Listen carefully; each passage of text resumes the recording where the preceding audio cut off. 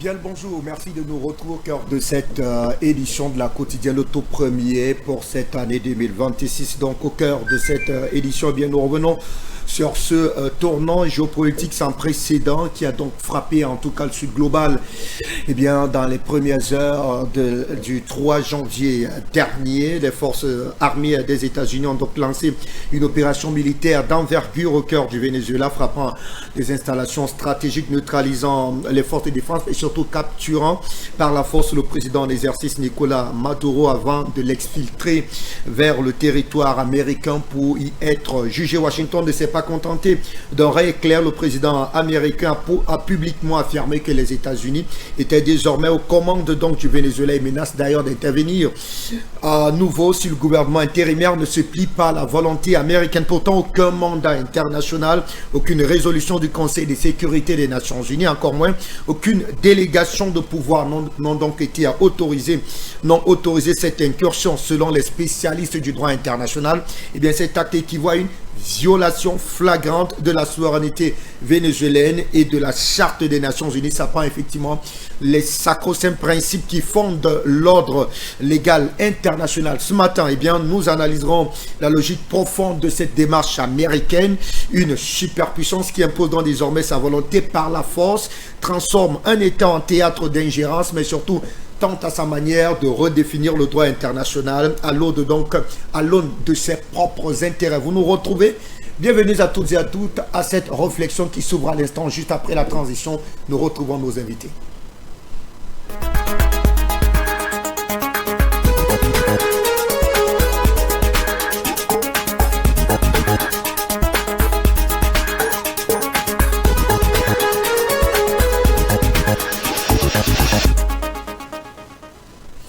Et voilà, merci donc de nous retrouver au cœur de cette réflexion en télévision. Nous avons, eh bien, avec nous en multiplex, Charlie Kenyé, vous êtes géostratège et d'ailleurs votre réflexion n'est pas loin de notre, de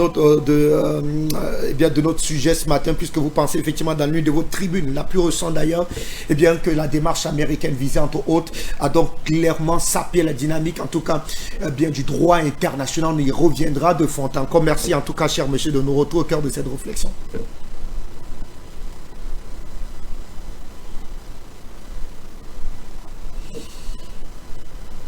Est-ce que nous avons Charlie? Charlie, bonjour.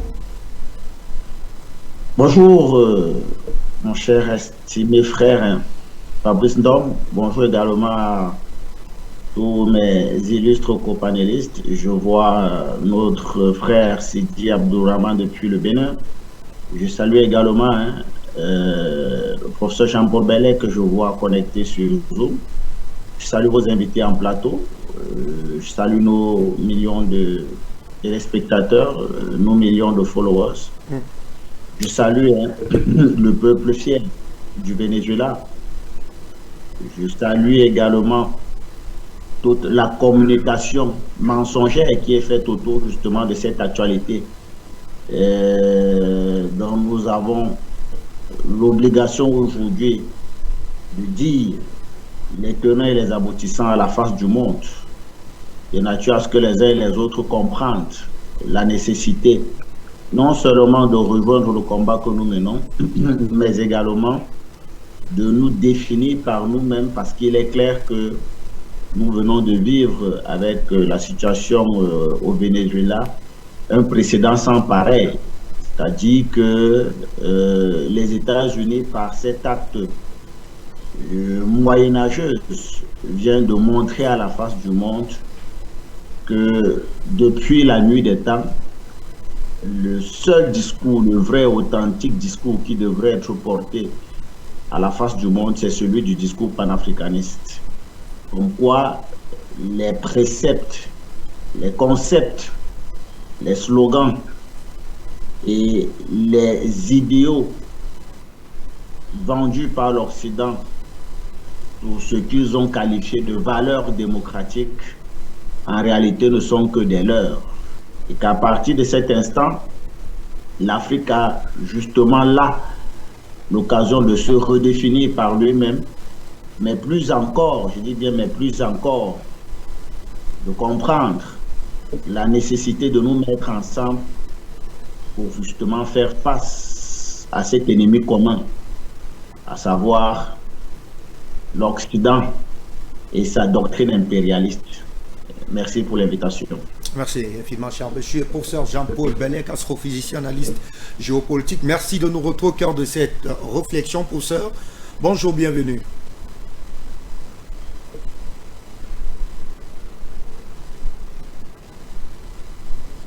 Activez votre micro, professeur. Activez votre micro afin de nous permettre de profiter en tout cas de vos analyses d'une pertinence inouïe. J'espère que la liaison est rétablie avec vous. Prof, est-ce que nous ne vous recevons pas jusqu'ici? Est-ce que le micro de professeur est activé? Peut-être le temps pour lui de s'y atteler. Linda Larbaoui, bonjour.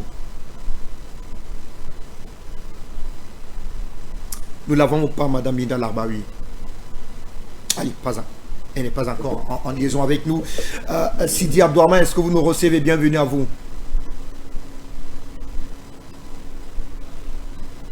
Allez, en attendant effectivement que notre ami Abdourahmane Sidi ne nous retrouve, professeur, est-ce que la liaison avec le professeur Jean-Paul Bellec est finalement rétablie? Prof, est-ce que vous nous recevez?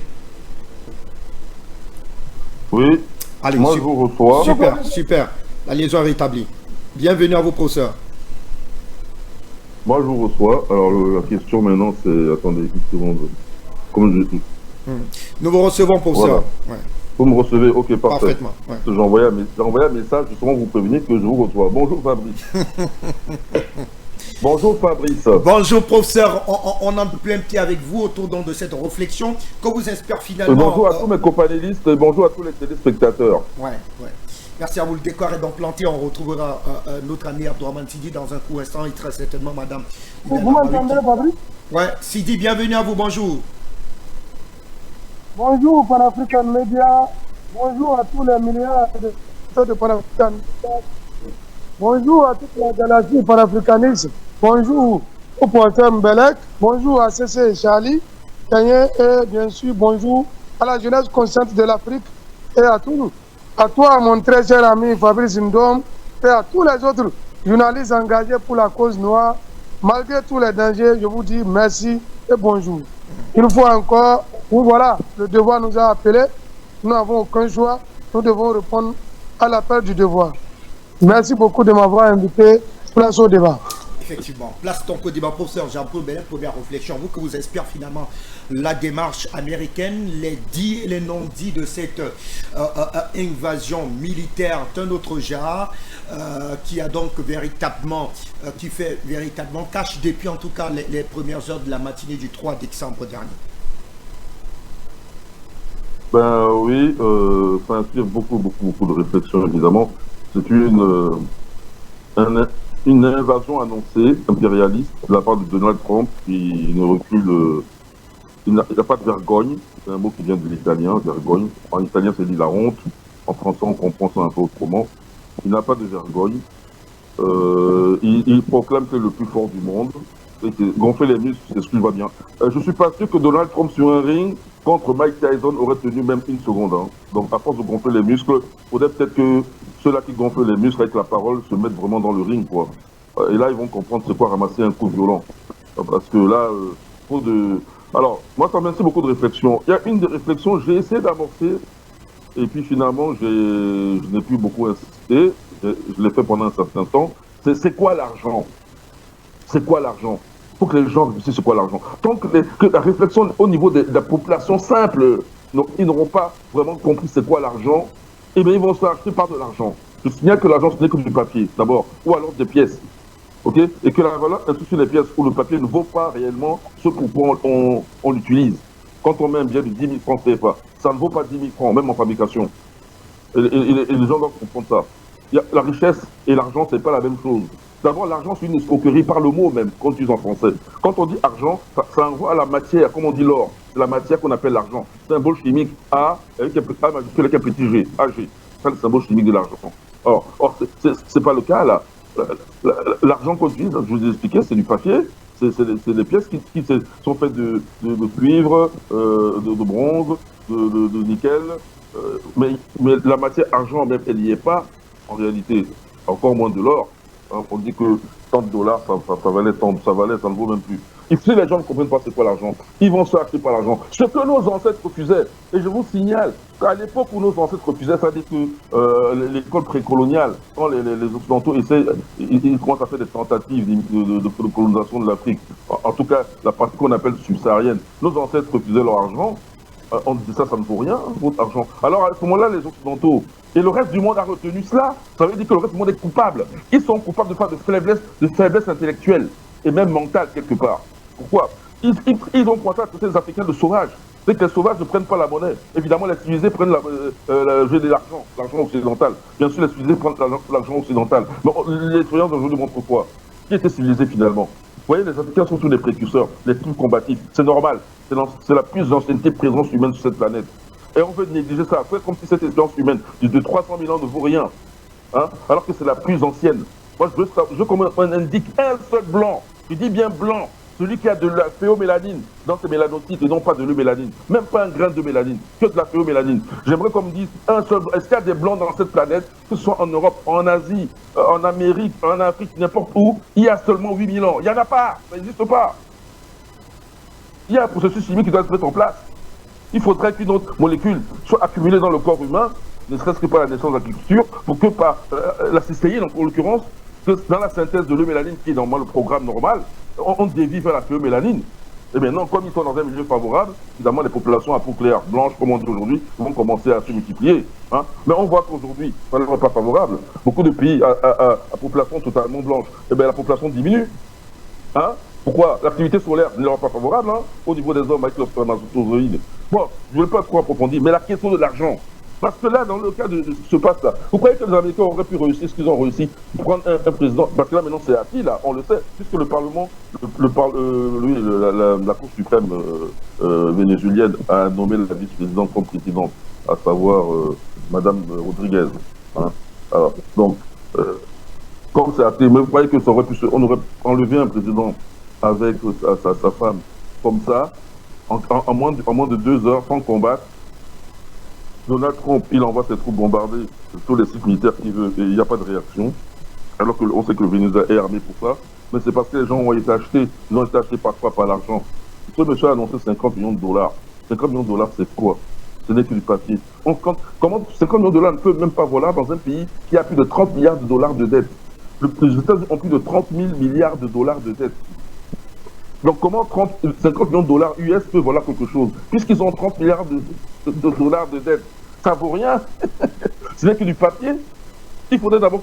Mais c'est parce qu'ils s'imposent par la force. Et c'est la leçon aussi du monde, c'est que tous les États qui veulent être souverains doivent travailler l'art militaire. Et pas seulement l'art militaire parce qu'on achète des armes occidentales ou russes. L'art militaire parce qu'on les fabrique soi-même, comme l'Iran a amorcé l'Iran a montré l'exemple déjà, comme la Corée du Nord. Il faut maintenant fabriquer ses propres armes. Des armes inédites. On nous parle des armes de missiles qui sont hypersoniques. Mais des inédites qu'ils n'imaginent même pas. Oui. Moi, je vous le dis, moi, je le conçois en tout cas. Dans ma tête, qu'on peut fabriquer des armes inédites, que depuis la préhistoire, on n'est pas dans la continuité de ce qui a commencé même depuis la préhistoire. Il faut innover. L'Africain en a la capacité, il l'a montré plusieurs fois dans l'histoire. La preuve, si l'homme n'était pas dans l'Afrique et avait fabriqué des outils, il y a une espèce ancienne, au moins habilis, mais en Afrique, il faudrait le refaire aujourd'hui. Hein? C'est-à-dire que faire quelque chose alors qu'avant il n'y avait rien de fait. Puisqu'aujourd'hui, quand on fait quelque chose, on part de ce qui existe déjà, même si on améliore, même si on innove totalement à 100%, mais quand même on a déjà une idée des choses qui existent déjà, qu'on veut concurrencer, qu'on veut changer totalement. On a quand même quelque chose qui est déjà là. Disons, même si on fait à 180 degrés pour faire totalement autre chose. Mais l'outil de Homo habilis n'était même pas l'homme moderne. Homo habilis, un cerveau d'à peine 800 cm3. Il a imaginé la forme de l'outil avant de la fabriquer. Et ça s'est fait en Afrique. Et pourquoi l'homme moderne ne pourrait pas le faire en Afrique, faire par les Africains eux-mêmes? C'est ça qu'il faut faire. Et l'Afrique doit afficher sa solidarité. Quand il y a un problème en Afrique, nous sommes solidaires entre Africains. Mais nous sommes solidaires avec le reste du monde, même les Européens. Parce que nous sommes à l'origine. Ce que les gens là comprennent, c'est que nous, en tant qu'Africains, on commente un fait comme ça là. C'est pas celui qui a un problème en Afrique, au Venezuela, qui prennent la peine de commenter de la même façon. En tout cas, qui prenaient la peine de le faire. Mais nous, on le fait en Afrique. Pourquoi? On le fait parce que nous sommes conscients que nous sommes dépositaires de cette humanité sur cette planète. Nous sommes dépositaires, nous le savons. Donc nous sommes obligés de témoigner et de défendre la cause humaine à tous les coups, où que ce soit sur la planète. Je vous signale que le Venezuela, ce pays d'origine de Bolivar, Simon Bolivar, a reçu de l'aide de Haïti, encore un pays de nègres. Hein? C'est bien les nègres qu'il y a là-bas, même si on les a poussés dans la portion conduite de l'île et qu'on les fait souffrir jusqu'à aujourd'hui. C'est quand même Haïti qui a permis à Bolivar d'aller libérer non seulement le Venezuela, son pays d'origine, mais ensuite d'emmener la cause jusqu'en Argentine. Et combien de Noirs de la diaspora ont lutté pour la libération de l'Amérique latine, que ce soit l'Amérique centrale, comme le Mexique, le Panama ou l'Amérique du Sud. Je suis dans la logique de Simon Bolivar. Hein, parce que sinon, si je remonte à plus loin, il y a les Quilombos, première république noire, mais qui acceptaient les autres, à savoir les Blancs, les Indiens et tous ceux qui fuyaient les conditions esclavagistes de la société et même les conditions d'exploitation de la société. Ben, ils trouvaient les refuges dans les Quilombos. Première république avant les États-Unis, hein, post-romaine en tout cas, première république. C'est les Quilombos du Brésil, nous sommes au XVIIe siècle. Hein. On connaît les héros, les plus connus des héros là-bas. Il y a Zombi de Palmarès, il y a Nganga Zumba, ça c'est connu ça.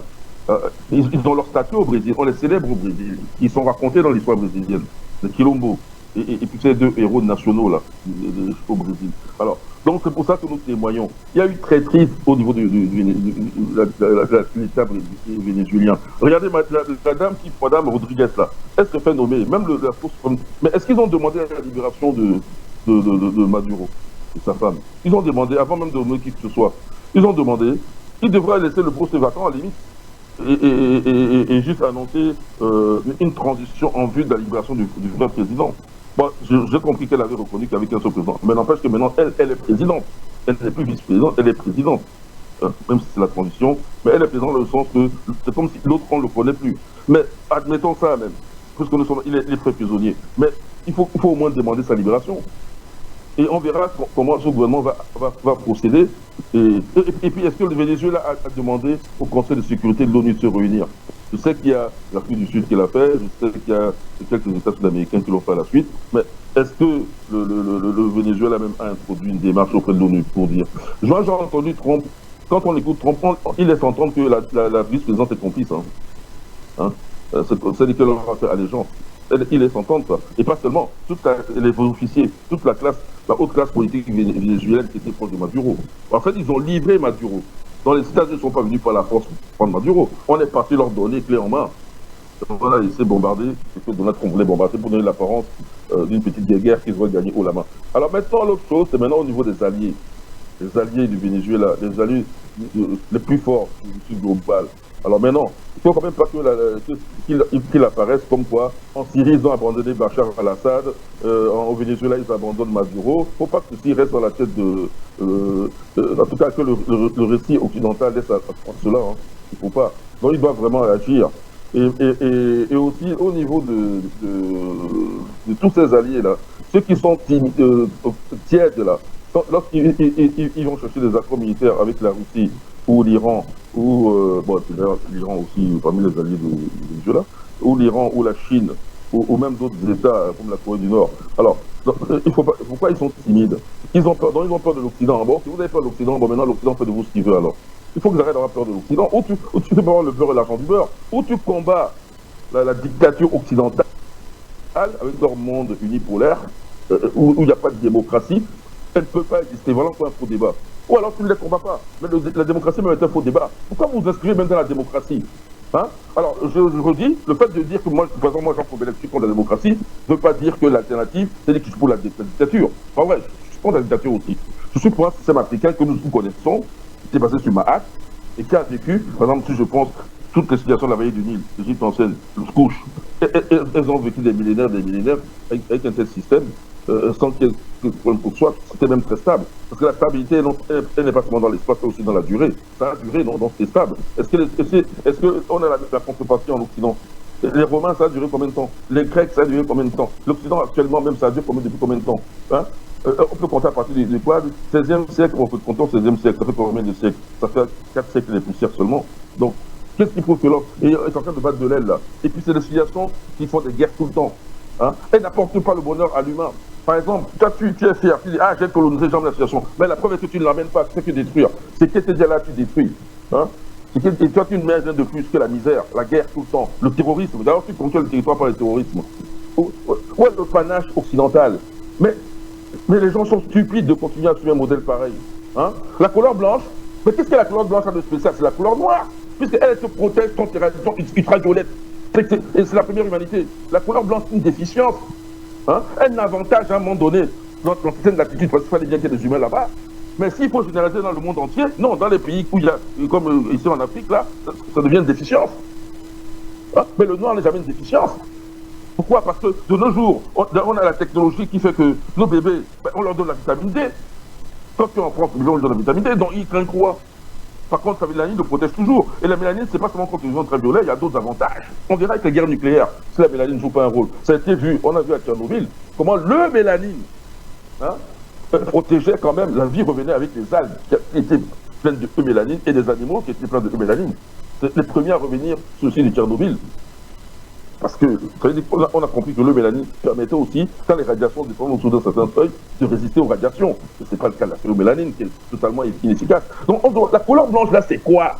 Je parle même des les Africains qui se blanchissent la peau. Où est l'intérêt de faire ça? Bon, les Africains, c'est minoritaire. Hein. Les Asiatiques qui se blanchissent la peau. Les Arabes même qui se blanchissent la peau. Hein? Les Indiens, là, de l'Inde, là, qui se blanchissent la peau. Les Japonais qui se blanchissent la peau. Ils sont nombreux à se blanchir la peau. Et l'Afrique, en fait, c'est marginal dans ce phénomène. La grande industrie de blanchiment de la peau, c'est en Asie. Il y en a même pour maintenant se débiner les yeux. Où est l'intérêt de faire tout ça? Que Dieu était bête pour créer tous les autres êtres et créer surtout l'Africain en premier avec la peau noire de mélanine dans les mélanocytes bien foncés. Hein? Parce que nous autres, on a des concentrés. Comme moi, par exemple, j'ai le mélanine, comme tous les Africains d'Afrique, tous les naturels d'Afrique, vous êtes moins concentrés. Mais d'autres, toi par exemple, tu as une plus grande concentration que moi. Donc c'est une plus grande chance pour toi. En tout cas de nos jours. Tu es capable d'être sur toutes les latitudes. Et même plus tard, tu vois, c'est les Esquimaux. Ils ont découvert qu'il n'y avait pas que la vitamine D, c'était pas seulement l'exposition au soleil. Parce que là-bas, il n'y a pas beaucoup de flux de rayons ultraviolets très intenses. Mais tu peux l'avoir en consommant certains animaux, comme des baleines, des phoques. Hein? Tu récupères la vitamine D dans la nourriture. Et voilà comment eux, ils ont survécu. Voilà. Bon, je ne vais pas aller trop loin parce que c'est vrai qu'il y a beaucoup à dire, mais je ne vais pas tout dire en un seul jet et je pense que les points de vue sont différents et riches. Donc je vais m'arrêter là pour l'instant. D'accord, on va vous retrouver dans un cours. Sidi, je vous retrouve très rapidement pour avoir à votre niveau, et bien pour tenter de comprendre de la part de la démarche américaine. Officiellement, on veut mettre le grappin sur un individu qui serait dangereux pour la sécurité interne et même externe aux États-Unis. On parle officiellement d'une démarche qui viserait donc à mettre la main sur l'un des plus grands sponsors du narcotrafic. Sidi Abdoul, quand on regarde et convoque notamment l'histoire, des prétextes comme cela ont été à chaque fois véhiculés, mais à la fin il s'est avéré que les intérêts étaient autres. Comment expliquer qu'au XXIe siècle aujourd'hui, alors qu'on semble véritablement sacraliser l'état de droit, que l'on en arrive effectivement à une démarche que d'aucuns qualifieraient de Moyen-Âge, de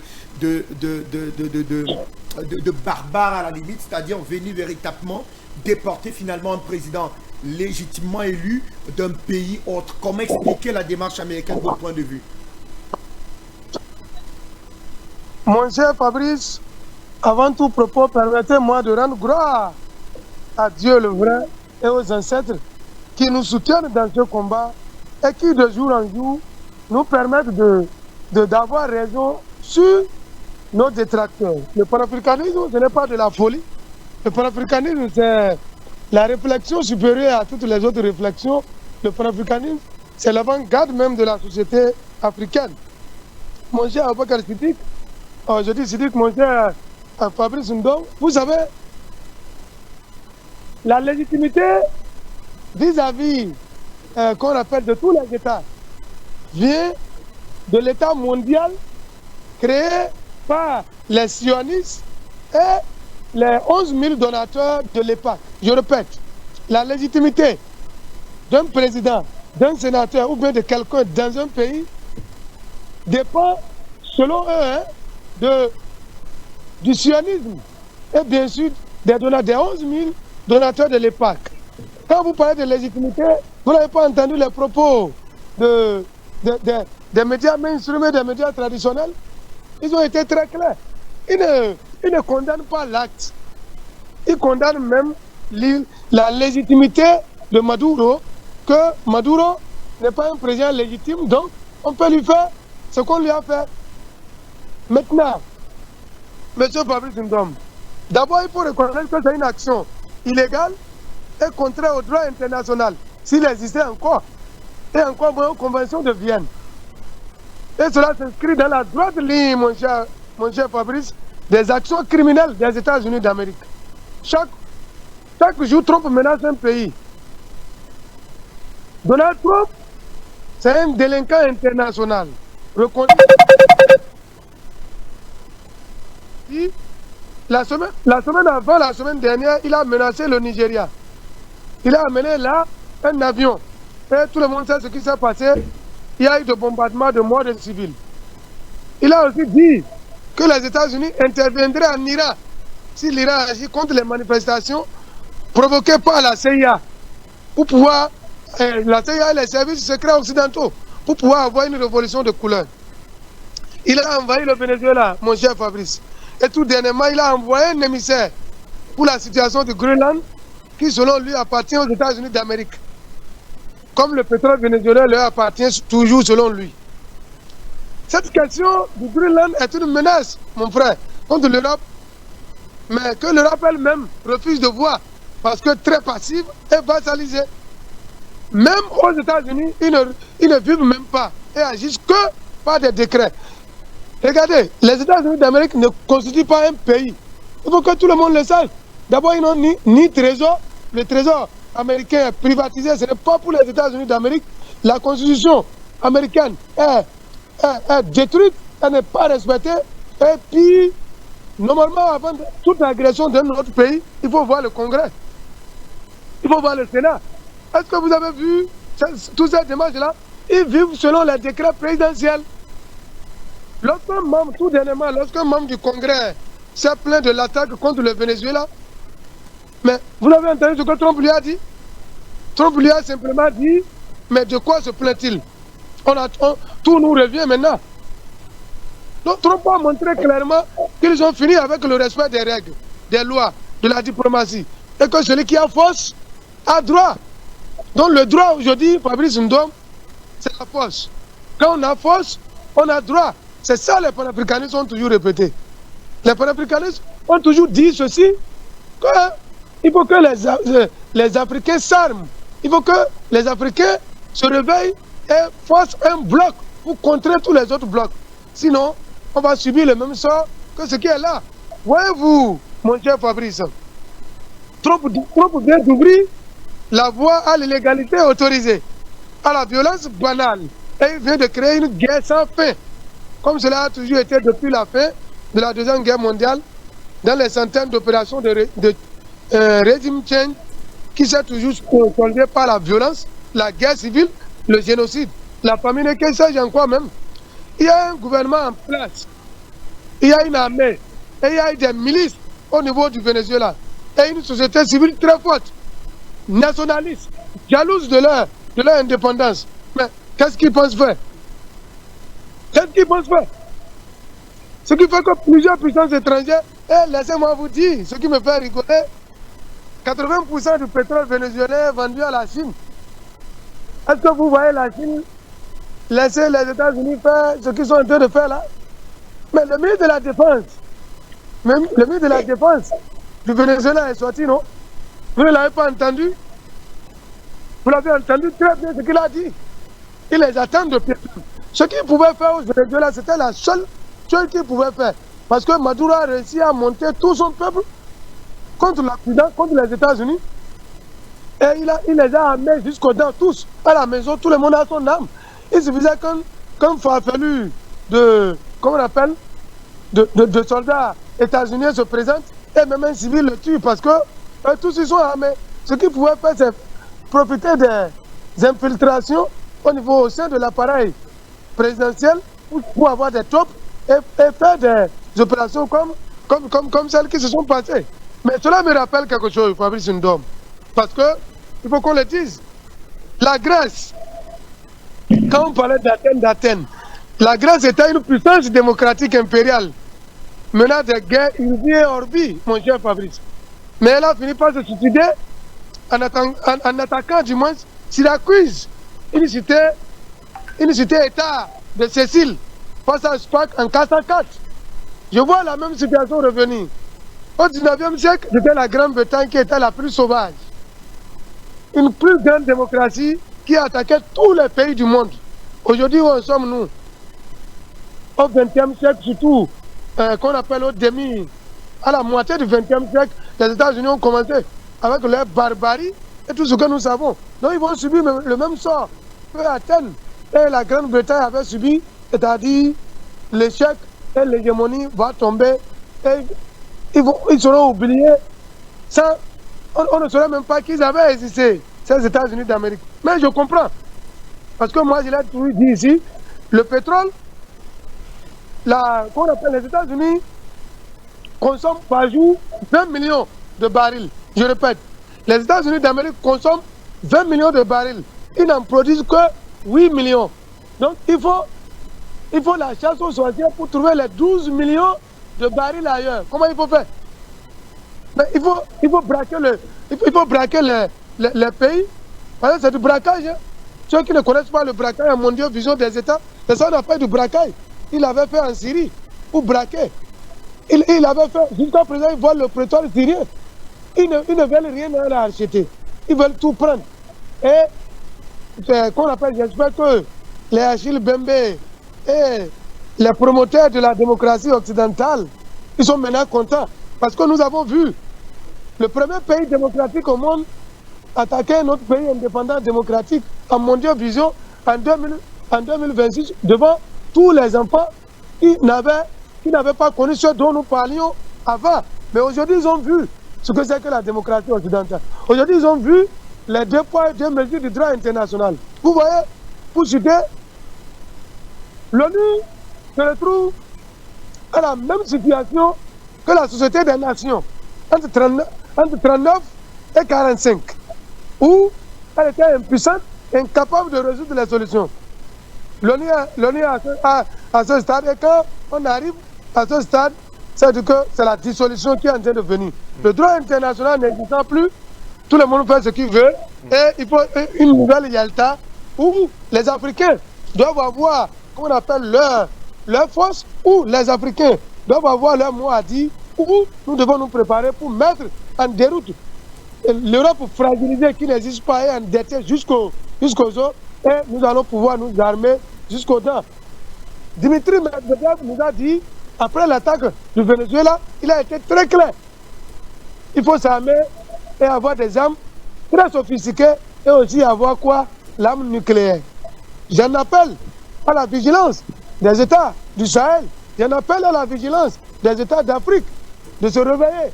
Car quand on a force, on a droit. Je vais finir avec quelques mots qu'on appelle en espagnol.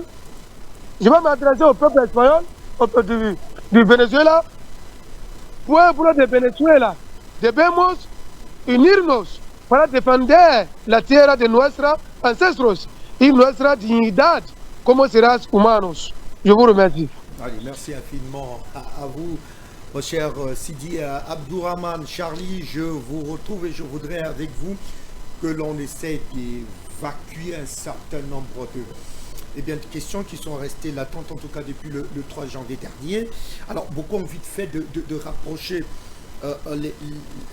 l'actualité syrienne à celle vénézuélienne, convoquant notamment les nombreux partenariats qui lient effectivement ces deux pays avec la Fédération de Russie, mais notamment avec la Chine. Tout à l'heure, Sidi nous rappelait effectivement que la Chine était ou alors reste un véritable partenaire économique stratégique aujourd'hui du Venezuela. Mais comment expliquer que jusqu'ici il n'y a pas eu... comment expliquer cette déportation du président Nicolás Maduro alors que des signaux d'alerte d'une véritable invasion avaient déjà été annoncés bien des mois avant. Le président Trump avait émis l'idée d'intervenir militairement du côté du Venezuela. Et d'ailleurs, sur ce plateau, certains s'étaient montrés davantage sceptiques quant à la mise en application, notamment de cette démarche américaine. Aujourd'hui, on y est. Comment expliquer que les partenaires soient véritablement restés silencieux? Bien, déjà, déjà, ce qui est important de rappeler, c'est qu'il faudrait dans un premier temps battre en brèche la propagande entretenue par les États-Unis autour de cette déportation du président Nicolas Maduro et de son épouse. Il y a toute une campagne de communication autour justement de l'unité d'élite américaine baptisée la Delta Force, qui est justement celle-là qui a réalisé l'opération qui a vu la déportation du chef d'État vénézuélien. Il faut battre en brèche déjà cette propagande parce que,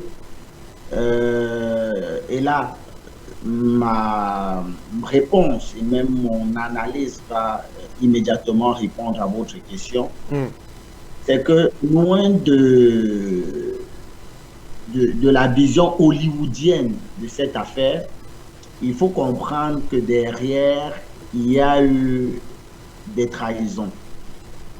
Il y a eu des trahisons parce que cette force, baptisée la Delta Force, n'aurait pas pu réaliser ce que nous avons vu du côté du Venezuela si à l'intérieur justement du pays, il n'y aurait pas eu un certain nombre de trahisons. Je dirais que ce soit au niveau des forces armées, mais bien au-delà, c'est-à-dire au niveau de l'entourage même du chef de l'État. Je rappelle que cette unité d'élite dont on voudrait aujourd'hui vanter le mérite a été copieusement, je dis bien copieusement laminée sur le sol africain en 1993. Vous savez qu'il y a un film américain aujourd'hui qui essaye un peu de revenir sur cet incident tragique de l'histoire militaire américaine avec la chute du Faucon Noir, où une pareille opération toujours qui devait être réalisée par les unités de la Delta Force s'est vue mise en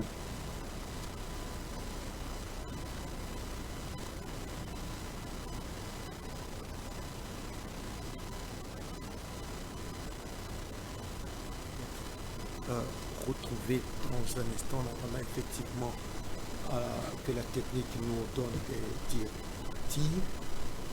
Il y a des soucis de liaison avec Charles, où on nous expliquait pouvait être en tête de battre en brèche, en tout cas, eh bien, certaines informations et données qui ont donc notamment entretenu la toile ces dernières heures. Professeur Jean-Paul Bellec, je préfère me retourner vers vous en attendant effectivement peut-être de retrouver la direction de Yaoundé. Alors Charlie semblait effectivement nous rappeler que eh bien, cette exfiltration du président Nicolas Maduro s'est faite en douce, ceci avec la complicité, j'y arrive, et bien des cellules dormantes américaines sur le territoire vénézuélien.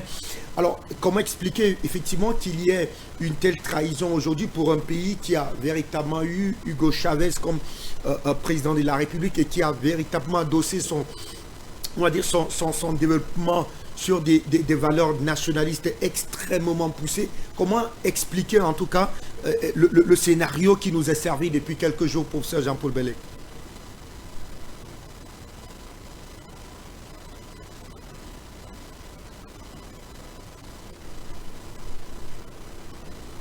Ouvrez votre micro, professeur.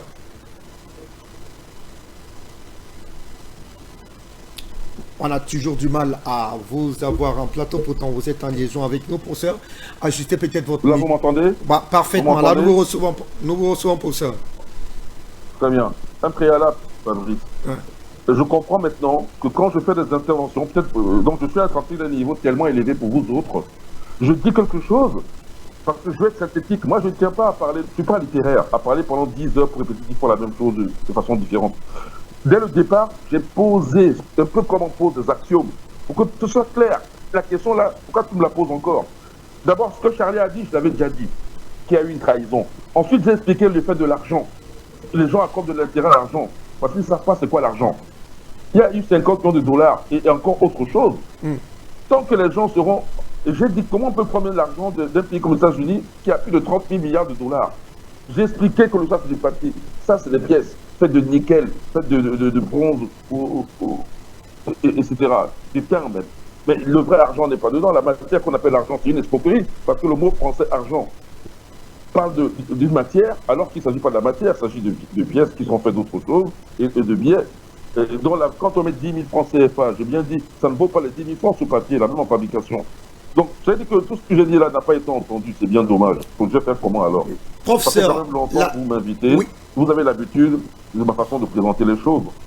Professeur, on vous a bien compris sur la question, la notion de la trahison, mais on voudrait davantage comprendre pour tenter, peut-être à nos téléspectateurs, du moins pour nous autres, comment expliquer effectivement ce niveau de trahison alors que on a véritablement, du moins on se disait qu'un pays comme le Venezuela qui a connu des présidents comme Hugo Chavez avait véritablement capitalisé sur des valeurs nationalistes, puisque là on parle d'une trahison au plus haut niveau, puisqu'on a réussi à liquider tout un chef de l'État qui a longtemps véritablement milité pour, on va dire, l'indépendance de son pays à tout point de vue. On parle aujourd'hui de cette question névralgique autour de l'exploitation de son pétrole qui faisait davantage du Venezuela aujourd'hui, on va dire là, une véritable cible des États-Unis. Comment expliquer que au plus haut niveau de l'État, que l'on ne soit pas véritablement responsable, mais surtout qu'on ne mesure pas l'ampleur d'une telle démarche américaine? Fabrice, je recommence. La démarche scientifique, surtout mathématique, elle est claire. C'est le salut pour les Africains. Parce qu'en plus, pour nous, les Africains, notre culture est basée là-dessus. Ce schéma-là a déjà eu lieu en Syrie, non? Il a eu lieu en Libye, non? Il a eu lieu en Irak, non? Ça se répète. Quand il y a une récurrence, c'est qu'il y a une loi derrière. Il faut la trouver. La loi, je t'ai dit, les gens, on leur a miroité le modèle occidental. C'est pas seulement par Hollywood. Les valeurs occidentales, les gens sont encore dedans. Combien les gens restent en Méditerranée, non? Ils meurent en Méditerranée. Les gens passent, il y a même un circuit. J'ai vu des Algériens, parce que je crois qu'il y a une de nos soeurs qui a la île de là-bas, oui. Bonjour Linda. Ça fait longtemps. J'espère la voir tout à l'heure à l'écran. Mais j'ai vu des Algériens au niveau de la Guyane qui attendent pour entrer. Bon, certains veulent rester en Guyane française, mais d'autres veulent aller aux États-Unis. Il n'y a pas que les Algériens, je donne les cas d'Algériens parce que je pense à Linda, mais il y a des Africains maintenant qui ont trouvé ce circuit-là aussi. Ils veulent aller en Occident. Ils croient. Ah, ici même, ici, combien de gens font le terrorisme, que ce soit Boko Haram. Ce n'est pas un argument qui est utilisé, que, ah oui, comme ils sont misérables, on leur donne de l'argent. Le général Tiani a expliqué que les Français utilisent le franc CFA pour payer les terroristes. C'est pour ça que j'ai dit que le général Tiani, dans sa logique, il devrait, en tant que chef d'État du Niger, l'AES devrait les emmener à sortir du CFA, ils devraient être dans le CFA. Les gens sont encore dans des... J'ai donné l'exemple de nos ancêtres qui n'acceptaient pas l'argent occidental, parce qu'ils savaient que c'est l'escroquerie.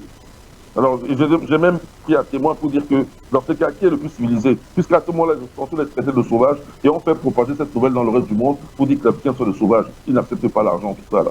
Alors que, qui était le plus sauvage finalement? Qui était le plus éveillé? C'est pas nos ancêtres qui avaient bien compris de quoi il s'agissait. Un pays qui a plus de 30 000 milliards de dollars de dette dans leur propre monnaie, eux-mêmes évaluent ça à plus de 30 000 milliards. Comment on peut continuer à donner de la valeur à ce pays? Comment ça se fait qu'il peut même s'armer?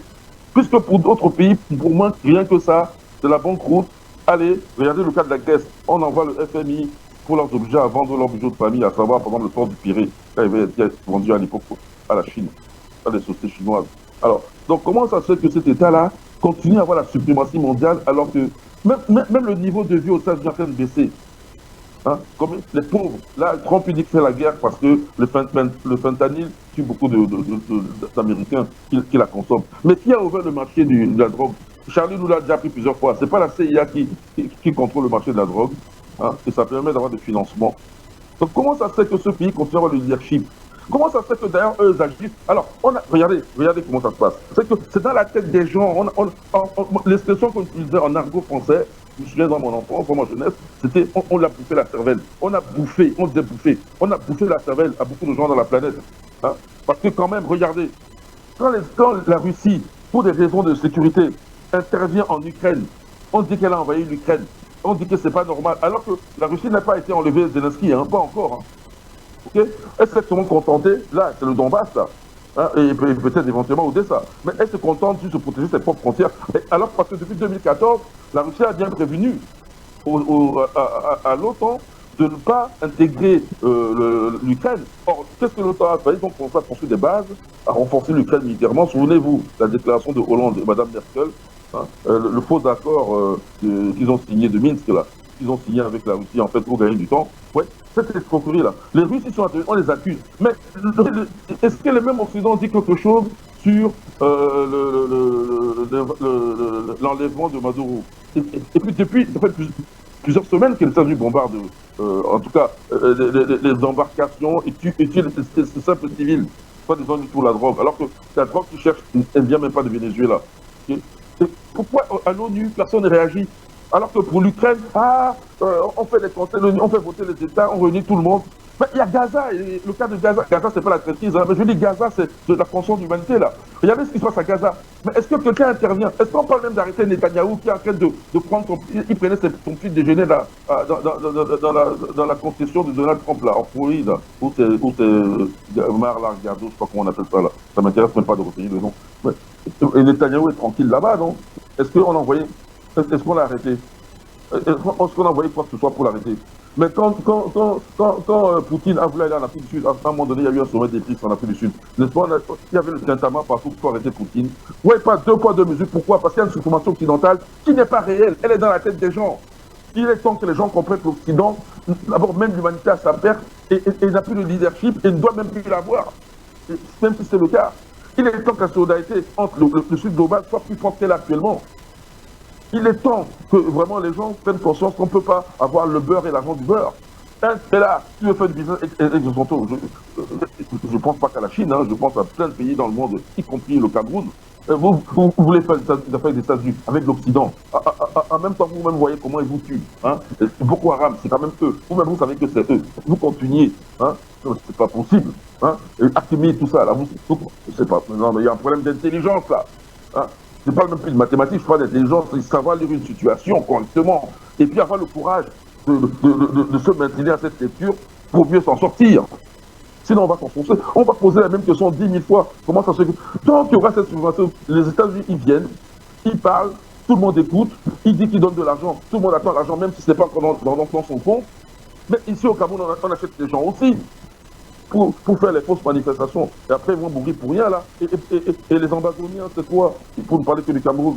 Hein? Le Soudan, des pays qui sont démantelés. La RDC, regardez la RDC. Un grand pays. Et le Nigeria, heureusement, j'allais la rappeler, c'est le cas qui a été bombardé. Un grand pays, grande économie, grande population la plus nombreuse et tout. Mais regardez comment ils sont ridiculisés. Hein? Pourquoi si les gens sont corrompus? Corrompus veut dire quoi? C'est-à-dire que tu reçois l'argent de l'Occident. C'est-à-dire que tu te soumets à l'Occident. Moi, personnellement, j'ai préféré être comme je suis, même ici dans mon propre pays, plutôt que d'être dans certains sérails de corruption. Hein? Même en France, là-bas, là, j'ai accepté, par exemple, de défendre ce que moi je pense que c'est comme ça les choses à se faire en termes de physique. Plutôt que de se mettre sous les ordres de quelqu'un qui dit fais comme ça, et j'aurai un poste après. Mais vous savez où serait ma position actuellement si j'étais resté en France dans cette logique? Moi, je l'ai refusé. Ça, c'est le courage du combat. On doit combattre. On est né pour ça. On est né pour combattre. Je ne dis pas que tout le monde est courageux. Mais ceux qui ne le sont pas, qui n'empêchent pas ceux qui veulent le faire de le faire. Et ceux qui sont courageux, il faut qu'ils soient réellement courageux. Pas à demi. Il n'y a pas de demi-teinte dans ce cas-là. Puisque nos ancêtres sont morts, les Lumumba sont morts. Comment? Regardez comment Lumumba est mort. Hein? On ne peut pas encore penser à l'Algérie avec Boumedienne. Hein? Regardez comment Lumumba est mort. Il n'y a pas que Lumumba. Les Oumioba sont morts comment? Il n'y a pas que eux. Hein? Et encore aujourd'hui, que ce soit en Afrique du Sud, au Congo, au Soudan, même l'Éthiopie, on vous crée des guerres à partir de rien. La Somalie, toujours divisée, il n'y a même pas d'État là-bas. Hein? Tout à l'heure, je allais rappeler ce qui s'est passé là, avec l'État en Somalie. Non, tant que les gens ne veulent pas, ils sont toujours là à dire, ils cherchent l'argent, je cherche mon argent. Quel argent? Tu ne fabriques pas. Et ça ne vaut rien.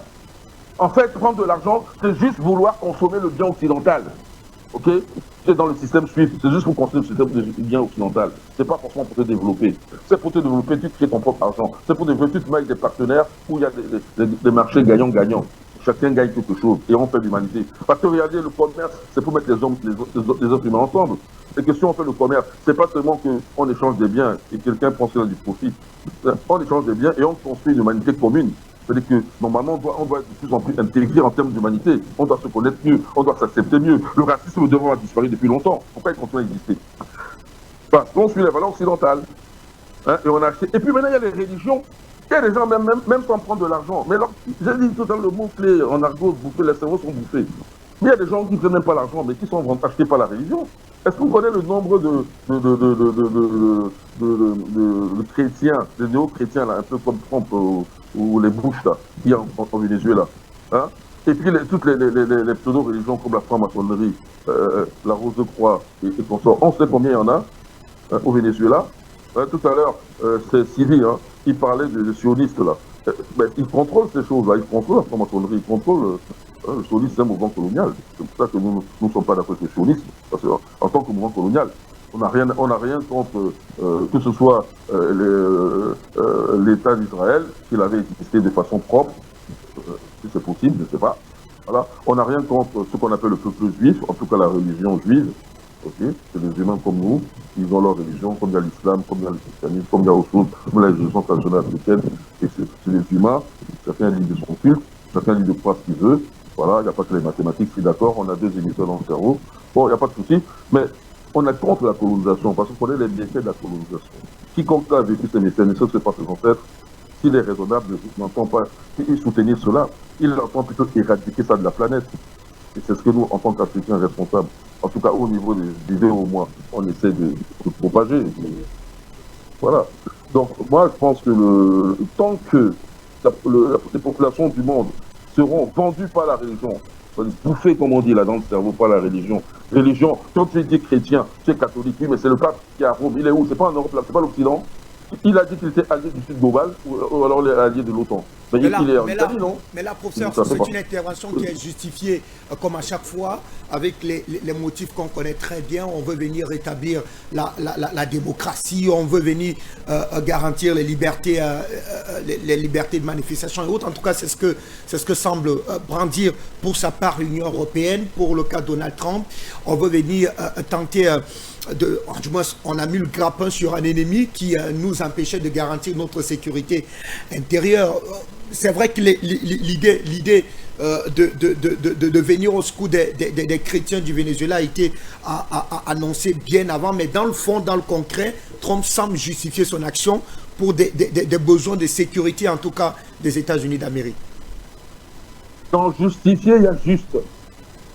Si je justifier, c'est que c'est juste, mais ce n'est pas juste. Donc c'est de l'escroquerie. C'est comme son argent, c'est de l'escroquerie. Il ne justifie rien. Parce qu'en réalité, d'abord, je me souviens de quelque chose qui avait été signalé à Bonaparte. Bonaparte, quand tu veux diffuser la révolution dans toute l'Europe, là, à travers des guerres. Mais quand tu vas arriver, la première chose que les peuples vont voir, c'est que tu es un occupant. Tu es un conquérant, tu es un occupant. C'est ce que les peuples vont voir d'abord. Ben oui. Est-ce qu'on impose, depuis quand on impose quelque chose de bien par la force, hein? Même la religion, je pense à la propagation de l'islam en Afrique dite subsaharienne, là, hein? Parce que l'Afrique du Nord, je sais qu'il y a eu des guerres là-bas, mais en Afrique subsaharienne, ça s'est fait souvent par le commerce, non? C'est la condition, les gens sont convaincus eux-mêmes. Est-ce que c'est... Quand il y a eu la partie guerrière, c'est tardivement, c'est proche de nous, c'est au XIXe siècle, avec les gens comme le Ousmane d'Anfontio, voilà. C'est là qu'ils ont... Il n'y a pas que le Ousmane d'Anfontio, mais je donne son nom en exemple. C'est là qu'il a commencé à avoir des guerres en Afrique subsaharienne. Mais sinon, en Afrique de l'Ouest, la religion musulmane, c'était surtout de la conviction, du commerce.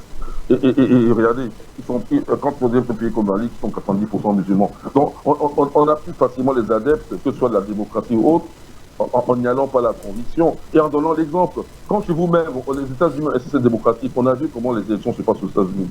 Et ça, c'est démocratique. On voit, il y a combien de partis politiques là-bas d'abord, hein? Et on voit que c'est tout pour les mêmes intérêts qui jouent. C'est ça profond. D'ailleurs, Trump, il nous a trompés. Ce Trump nous a trompés. Il s'appelle Trump, il nous a trompés. En français, ça peut dire. Il nous a trompés. Il vient comme s'il voulait lutter contre l'État profond. En réalité, on le tient même s'il avait voulu, on le tient par les affaires Epstein. Alors, Epstein, comme il le prononce. Alors, est-ce qu'il continue à lutter contre l'État profond encore aujourd'hui? Il fait le contraire. Il veut le Nobel de la paix.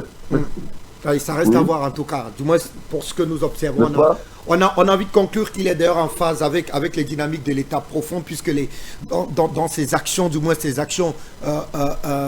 dernières actions, que ce soit au Nigeria ou encore du côté de Venezuela, on a l'impression qu'on prend les mêmes, on recommence. Sidi, je vous retrouve avec davantage cette perche que semble nous tendre là le professeur Jean-Paul Bellec en tentant de faire une lecture comparée, notamment sur la démarche justifiée, cette fois-là légitime de la Fédération de Russie pour tenter de mettre cette fois-là définitivement terme au nazisme ukrainien.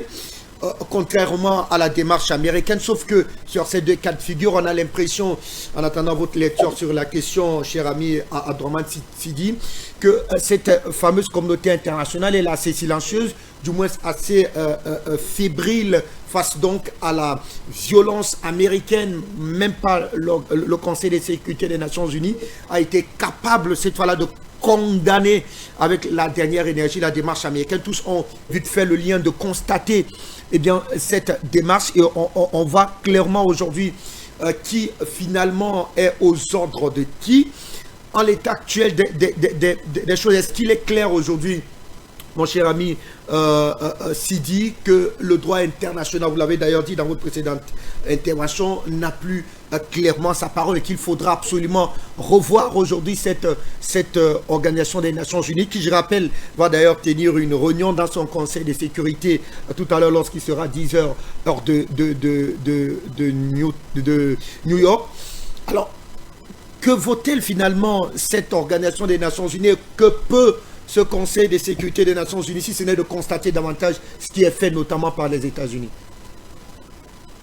Mon cher Fabrice, je vous avais dit, et je vais le répéter, le Conseil de sécurité, y compris l'Organisation des Nations Unies elle-même, se situe à la même position et à la même place que la SDN en 1939.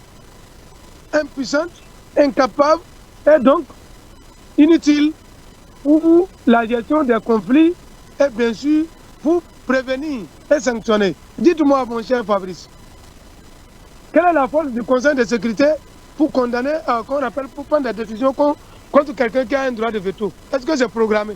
Est-ce que c'est prévu? Ils vont s'asseoir, comme d'habitude, bavarder, prendre du champagne. Ils vont prendre une décision et les États-Unis mettent leur veto et la décision n'existe pas. Il n'y a pas un processus dans l'ONU pour pouvoir condamner un pays qui a un droit de veto. Voilà pourquoi qu'on appelle le droit de veto en réalité est suicidé. Dans les cas comme ceci. Maintenant,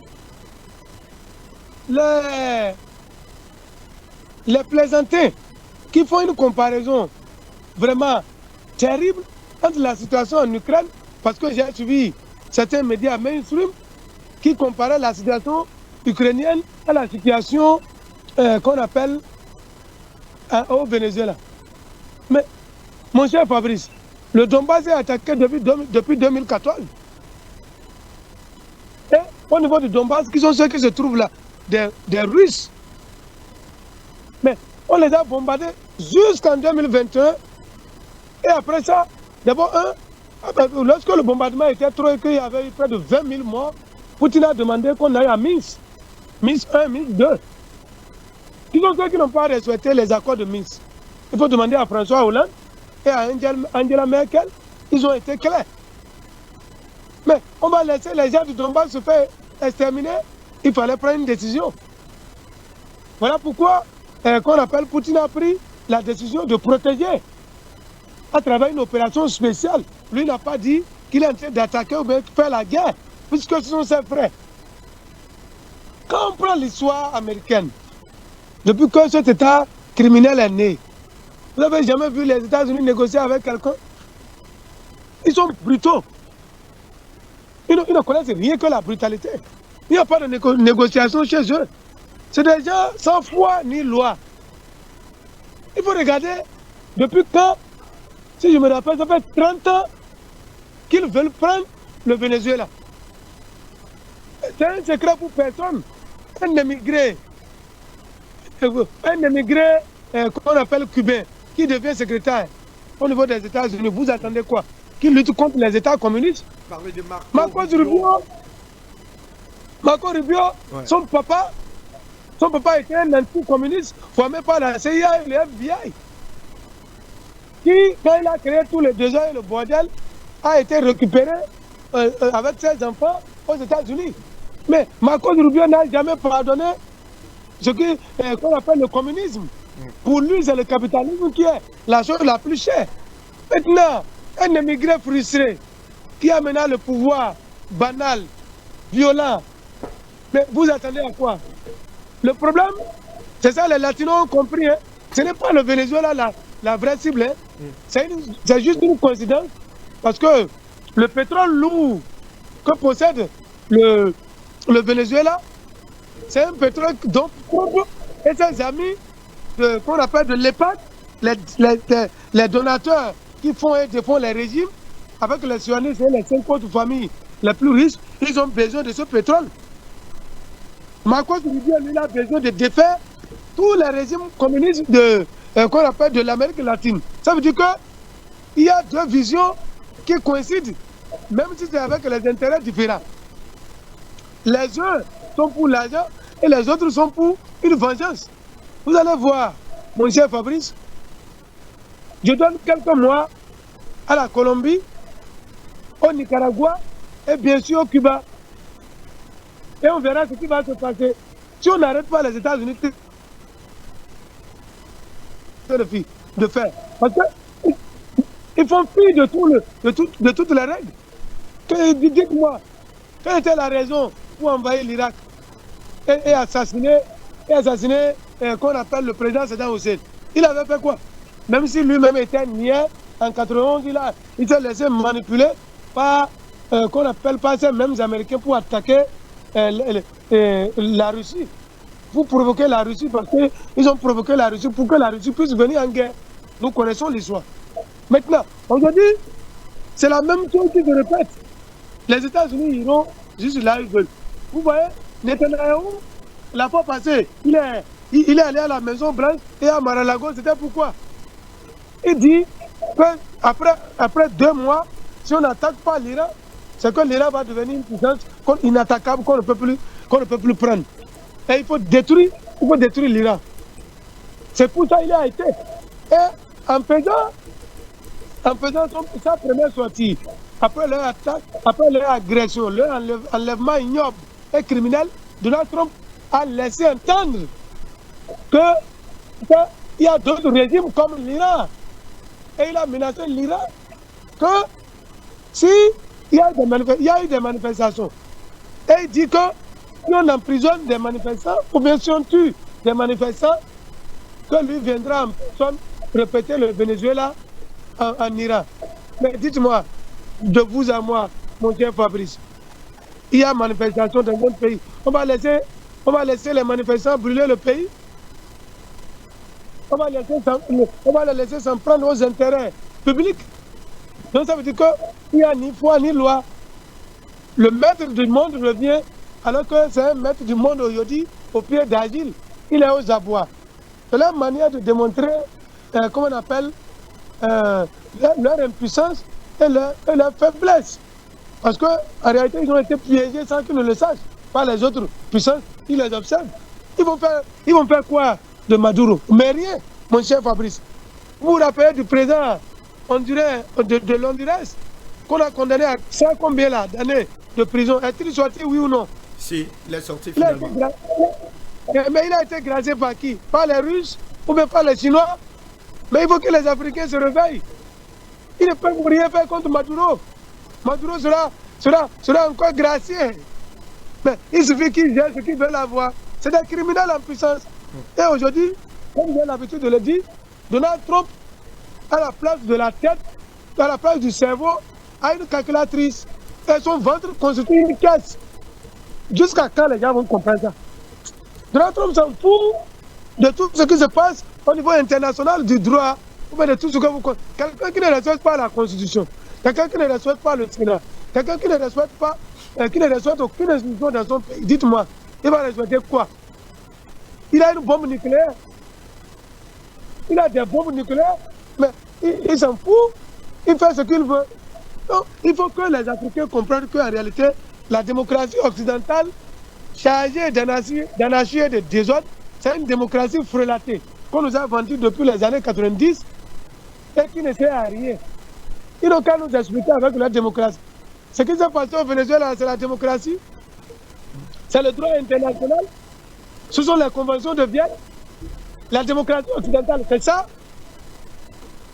Ils n'ont qu'à sortir aujourd'hui les universitaires qui tiennent coûte que coûte à ce que nous obéissons aux lois nous autres. Ils n'ont qu'à venir nous dire, même si Maduro est illégal, mon cher Fabrice, même si Maduro a volé les élections, mon cher Fabrice, est-ce que c'est le droit de c'est le droit des États-Unis d'aller enlever un président dans son propre pays? Il y a une loi internationale qui dit que ce sont les États-Unis, les gendarmes du monde, qui peuvent faire défaire les régimes qu'on appelle dans les pays. Mais écoutez-moi, comme certains sont, excusez-moi le terme, comme certains Africains sont des idiots, il y a démocratie en Arabie Saoudite. Quand est-ce qu'on élit le roi d'Arabie Saoudite? Il y a des démocraties au Qatar, il y a des démocraties en Chine. Mais pourquoi les Américains traitent avec le Qatar? Pourquoi ils ne continuent pas à traiter avec qu'on appelle l'Arabie Saoudite? Ils font des milliers de dollars d'affaires avec eux. Pourquoi? Mais ça veut dire que ce qui intéresse les États-Unis, ce n'est pas la démocratie. Dites-moi, dans aucun discours où, depuis qu'on appelle l'agression et l'enlèvement de Maduro, dites-moi, à part nos entreprises qui vont là-bas pour faire les affaires, dites-moi, si Trump a prononcé un seul mot de démocratie, ils n'ont qu'à nous dire, si c'est la démocratie, ils veulent l'instaurer. Je veux un seul discours. Moi, je l'ai suivi de bout en bout et toujours en direct. Il n'a prononcé aucun mot de démocratie. Il a toujours prononcé l'argent, les affaires, le pétrole, l'argent, les affaires, le pétrole. C'est ça qui les intéresse. Il faut que les Africains se réveillent. Nous devons nous armer jusqu'aux dents. Vous comprenez maintenant pourquoi le State Department, qu'on appelle c'était plein du fait que du surarmement, du supposé surarmement du Mali. Vous comprenez maintenant pourquoi on ne veut pas que nous on se surarme? C'est ça. Et c'est le même scénario, M. Fabrice, c'est le même scénario qui risque de se répéter chez nous ici au niveau de l'Afrique de l'Ouest. Parce que c'est à partir des pays proxy, c'est à partir des ennemis internes, des nègres de salon, qu'on réussit toujours à le faire. Suivez mon visage. Lorsque la Mauritanie est à côté, la Côte d'Ivoire est à côté, est-ce que le Mali est en sécurité? Est-ce que le Burkina Faso est en sécurité en sachant qu'il y a des pays autour de lui duquel les États-Unis et la France peuvent attaquer? Mais il faut qu'on sache. Ne soyons pas suicidaires là. Nous avons besoin de nous armer. Et il faut que les gens nous sortent cette affaire de démocratie. Si les États-Unis étaient les premiers à respecter le droit, si les États-Unis sont un modèle de démocratie, alors là, je demande à tous les Africains de quitter la démocratie. Si c'est ça la démocratie, si le modèle de démocratie est capable d'aller attaquer un pays souverain, indépendant, qui a élu son président et de l'enlever avec son épouse, si c'est ça la démocratie occidentale, chers Africains, c'est arrivé à son apogée. Et pour chuter, vous avez vu que Maduro c'est un combattant. Lorsque vous suivez CNN et la BBC, mais Maduro est pris comme un héros. Arrivé dans un thème où les criminels l'avaient, qu'on appelle conduit, il a blagué pour leur dire bonsoir et surtout bonne et heureuse année. Ça veut dire que Maduro n'a pas peur.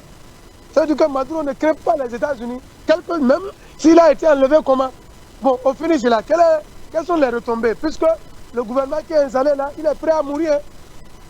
Le ministre de la Défense l'a dit. Il est prêt à mourir. Merci à vous. Pour défendre le pétrole là.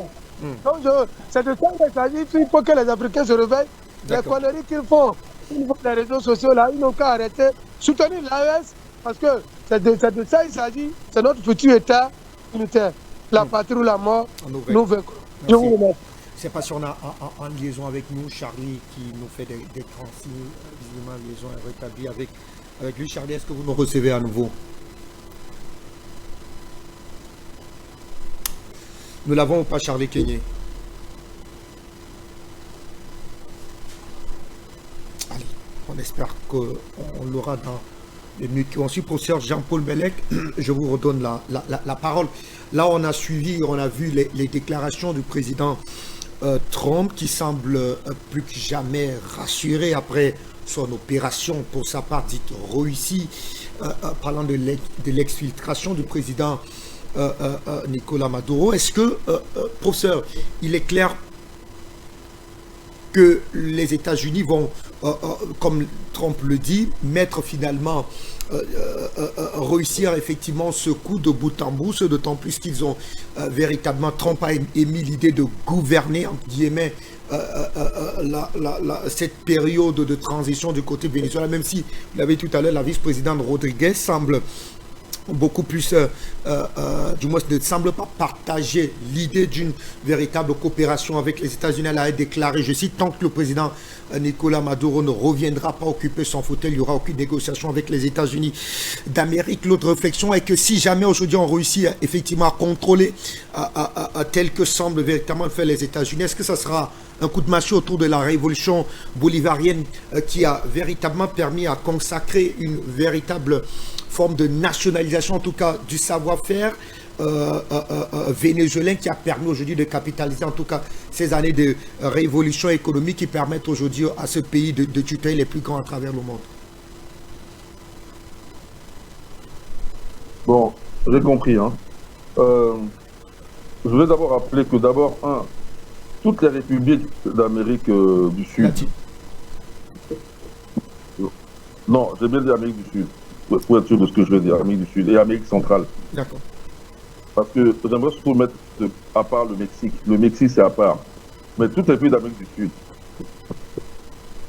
y compris le Panama. Le Panama fait partie de la Colombie. Il faut savoir que le Panama a été arraché à la Colombie par les États-Unis. Ils ont monté une guerre là-bas. Là.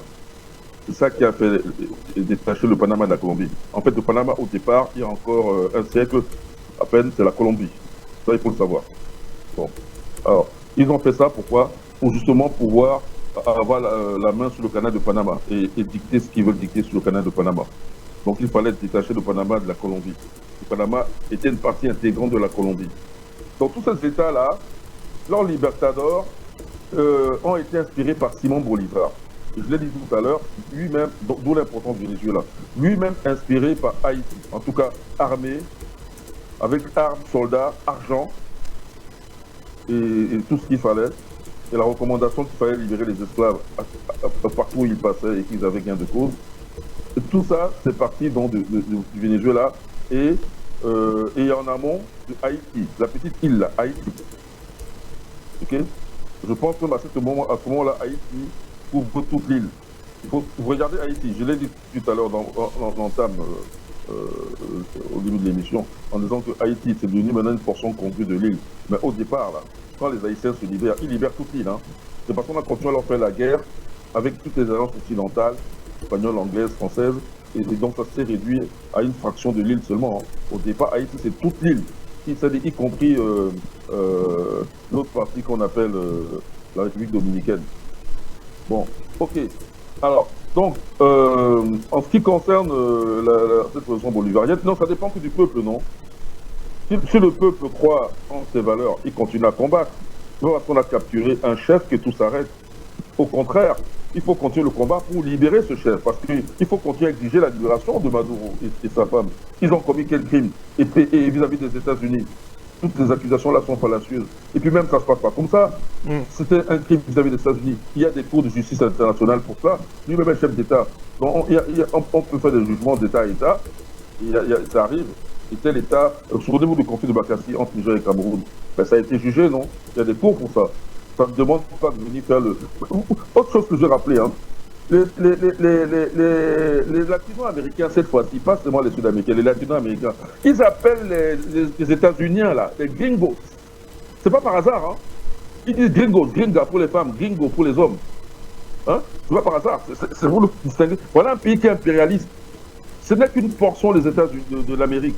Mais eux, on les appelle américains, alors que ce n'est qu'une portion. Je signale que même la Guadeloupe, même les Guadeloupéens, même les Martiniquais, les Guyanais, là, la partie française de la Guyane, là, sous mandat français encore aujourd'hui, ce sont des Américains. au sens où on a appelé les habitants de ce continent et que le monde entier a accepté le vocable Amérique.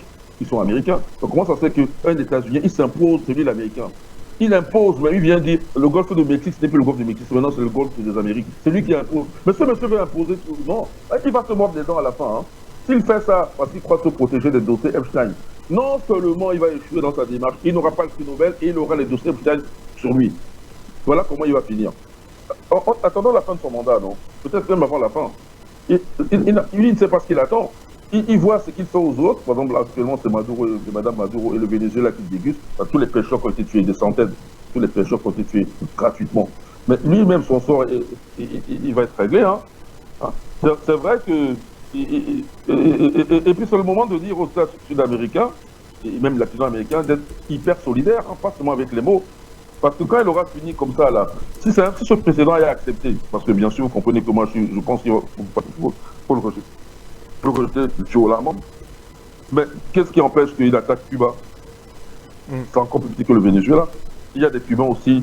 Souvent, il y a des Cubains en Floride. Là, il a son domaine de Mar-a-Lago. C'est bon, Mar-a-Lago. Bon, ok. Il y a des Cubains là-bas. Ils sont nombreux, là, en Floride. Voilà. À partir à Miami. Bon, alors qu'est-ce qui empêche qu'il attaque Cuba? Et quand il aura fini que Cuba, j'ai même vu qu'il menaçait le président colombien. Et quand il aura fini que la Colombie, il peut continuer comme ça la Bolivie, jusqu'à l'Argentine. Bon, pas l'Argentine, l'Argentin est avec lui. Mais le Uruguay, le Chili même, parce que les Chiliens ne sont pas d'accord avec cette démarche de Trump, ils l'ont fait savoir. Bon, mais il y a autre chose. Je veux vraiment faire comprendre à Donald Trump. Et je pense que les Russes, les Chinois, savent eux-mêmes où est leur intérêt. Si Trump n'arrête pas sa démarche violente là, non seulement j'ai dit qu'il va perdre à la fin, mais la Russie, rien ne l'empêche d'aller attraper Zelensky et vite mettre fin à la guerre, même démarche. On dira quoi? Que la Russie est partie attraper Zelensky quand Trump l'a fait avec Maduro. On attrape monsieur et madame Zelensky. Et la Chine, pourquoi elle n'intervenait pas à Taïwan, d'autant plus qu'elle conseille son territoire? Si les États-Unis peuvent quitter de 3000 km et venir bombarder le Venezuela sans prévenir, alors qu'ils ne sont pas dans leur droit. Pourquoi la Chine qui réclame Taïwan n'irait pas pour prendre Taïwan par la force? Puisque maintenant c'est la loi le plus fort. Trump a gonflé les muscles, il a dit, lui-même il se trahit. On va lui poser ses propres arguments, si jamais il faut juger les choses. Il a lui-même dit que, et puis le monde entier est témoin, il a dit que les États-Unis sont forts. Donc c'est le droit le plus fort, n'est-ce pas? Eh bien, si c'est le droit le plus fort, qu'est-ce qui empêche la Chine, dans les semaines qui viennent là, même les jours qui viennent, d'attaquer Taïwan et de récupérer Taïwan une fois pour tout le monde. Ils ont la force militaire pour ça. Et le Sud global, et même le reste du monde sera d'accord avec la Chine. Il n'y a que les gouvernements soumis qui ne seront pas d'accord. Mais les peuples seront d'accord parce qu'on aura fait la démarche de Trump. Et j'ai dit, Zelensky, lui-même, pourquoi ne pas arrêter Zelensky? Pourquoi la Russie n'irait pas, les Russes n'iraient pas prendre Zelensky et sa femme et même d'autres militaires ukrainiens et mettre fin à cette guerre? On peut continuer comme ça. Ok, désormais, nous aussi. Et pourquoi quand on enlève seulement un chef ambazonien, Ayoub Kabé? Pourquoi il y a eu un levé de tollé? Pourquoi il y a eu un tollé là, du côté occidental? Juste parce qu'on a enlevé un chef. On enlève les chefs terroristes pour les juger. Et ils ne sont pas contents. Ils commencent à payer des droits de l'homme. Mais je l'ai dit tout à l'heure, il faut arrêter ça. Il faut remettre l'Occident à sa juste place. C'est-à-dire que des gens qui ne savent pas défendre les valeurs humaines. C'est-à-dire qu'ils sont humains comme nous, ils nous ressemblent, mais on dirait que l'humain ne les intéresse pas en réalité. Donc il faut les remettre à leur place, arrêter de donner la considération, arrêter de vouloir tout de suite faire du commerce avec eux. Si ça ne marche pas, ça ne marche pas. Comment tu peux voir la diaspora? Comment tu peux faire le commerce avec quelqu'un qui n'arrête pas? Il braque ton pétrole, comme il veut le faire au Venezuela. Là. Et au Brésil, je vous ai expliqué que ce sont les collègues brésiliens qui m'ont dit que le Brésil avait un programme spatial aussi. À chaque fois qu'ils essaient de faire décoller une fusée, après elle commence à quitter le pas de tir, il y a un missile qui sort on ne sait pas d'où, qui fait exploser la fusée, jusqu'à ce qu'ils comprennent et ils ont arrêté. Mais elle venait, on sait bien que c'était les États-Unis qui faisaient ça. Vous comprenez? Moi, j'ai le témoignage de mes collègues brésiliens. Moi, j'ai été 2 fois au Brésil, pour des raisons scientifiques. J'ai eu à travailler au Brésil. J'ai fait 1 mois entier au centre pour dire des recherches en physique, sur le PF à Rio de Janeiro. Donc, j'étais chercheur associé. J'étais payé pour ça, mais ils m'ont payé pour travailler avec eux là-bas. Aussi pour que les gens sachent. Quel professeur Jean-Paul Bellec. Je vous dis, moi j'ai travaillé au Brésil. Hein. J'aurais même pu faire toute une année complète, mais c'est pour des raisons de famille. Les enfants étaient encore à bas âge. Je suis rentré plus tôt. Moi, je m'arrête là, mais je veux dire que Trump, là, il est en train de creuser sa propre tombe et en même temps, c'est des États-Unis. Parce que tout ce qu'ils font là va être retourné contre eux. Si ce n'est pas aujourd'hui, demain. Et le demain, là, n'est pas forcément dans un an. Ça peut très bien être dans une semaine, dans 2 semaines, dans un mois, dans 2 mois. J'ai parlé dans le cas d'Ukraine, Zelensky, dans le cas de la Chine, Taïwan. Et puis, de façon générale, les chefs terroristes, où qu'ils soient, on peut les attraper. Maintenant, on ne va plus écouter leur histoire de valeurs de démocratie. Droit de l'homme. Droit de l'homme, oui, droit de démocratie, droit de l'homme. Ça va ensemble. Et puis Netanyahou, qu'est-ce qui empêche d'attraper Netanyahou aussi? Pour démontrer une première fois, si jamais ça arrivait, hein, que les sionistes, comme disait Sylvie tout à l'heure, ne sont pas les maîtres du monde. Hein. En tout cas, de nos jours, c'est fini. Pourquoi on ne ferait pas aussi une exposition spéciale pour arrêter Netanyahou? Parce que les Occidentaux, comme je les connais, la seule façon qu'ils arrêtent d'embêter les autres, c'est aussi de les embêter de la même façon, et même plus. Oui, c'est comme ça qu'ils comprennent. Qu'ils essaient encore de tenter d'aller envahir un pays en Asie du Sud-Est, comme le Vietnam. Ils essaient encore. Ils n'oseront plus. Parce que là-bas, ils ont ramassé des raclés. Mais oui. Donc, c'est pas œil pour œil, dent pour dent, entre humains. Je suis pas d'accord avec ça. On est entre humains. Sauf que quelqu'un peut très bien t'arracher l'œil. Et tu sais qu'en tant qu'humain, il ne faut pas lui arracher son œil. Au moins, il y aura un œil de préservé. Je ne dis pas ça. Je dis simplement que dans le cas des Occidentaux, il faut les remettre à leur juste place. Ils ne sont pas à leur place. Ils n'ont jamais été à leur place. Parce que pour gagner cette place de suprémacistes, et puis ils ont été racistes, parce qu'ils mettent en avant la suprématie blanche, comme si l'Europe était un continent blanc. D'abord, ce n'est pas un continent blanc à la base. Hein. On sait le nom on appelle ça des épurations ethniques qu'il y a eu en Europe il n'y a pas encore si longtemps. Ok, voilà. Et donc, déjà, et deuxièmement, c'est les impérialistes qui ont été, par exemple, ils ont exterminé les Amérindiens, ils ont pris leur or, leur richesse. Donc ça, ce n'est pas la civilisation, c'est la barbarie. Je me souviens du titre du livre de chez Diop, Civilisation ou barbarie. Il n'a pas mis le point d'interrogation, mais tout le monde comprend. Il n'a pas mis le point d'interrogation parce que la réponse, nous la connaissons. C'est la civilisation. C'est-à-dire que pour l'intérêt et le bien-être de l'espèce humaine. Dans ce cas-là, l'Occident n'est pas pour la civilisation, parce qu'ils l'ont démontré plusieurs fois par la barbarie.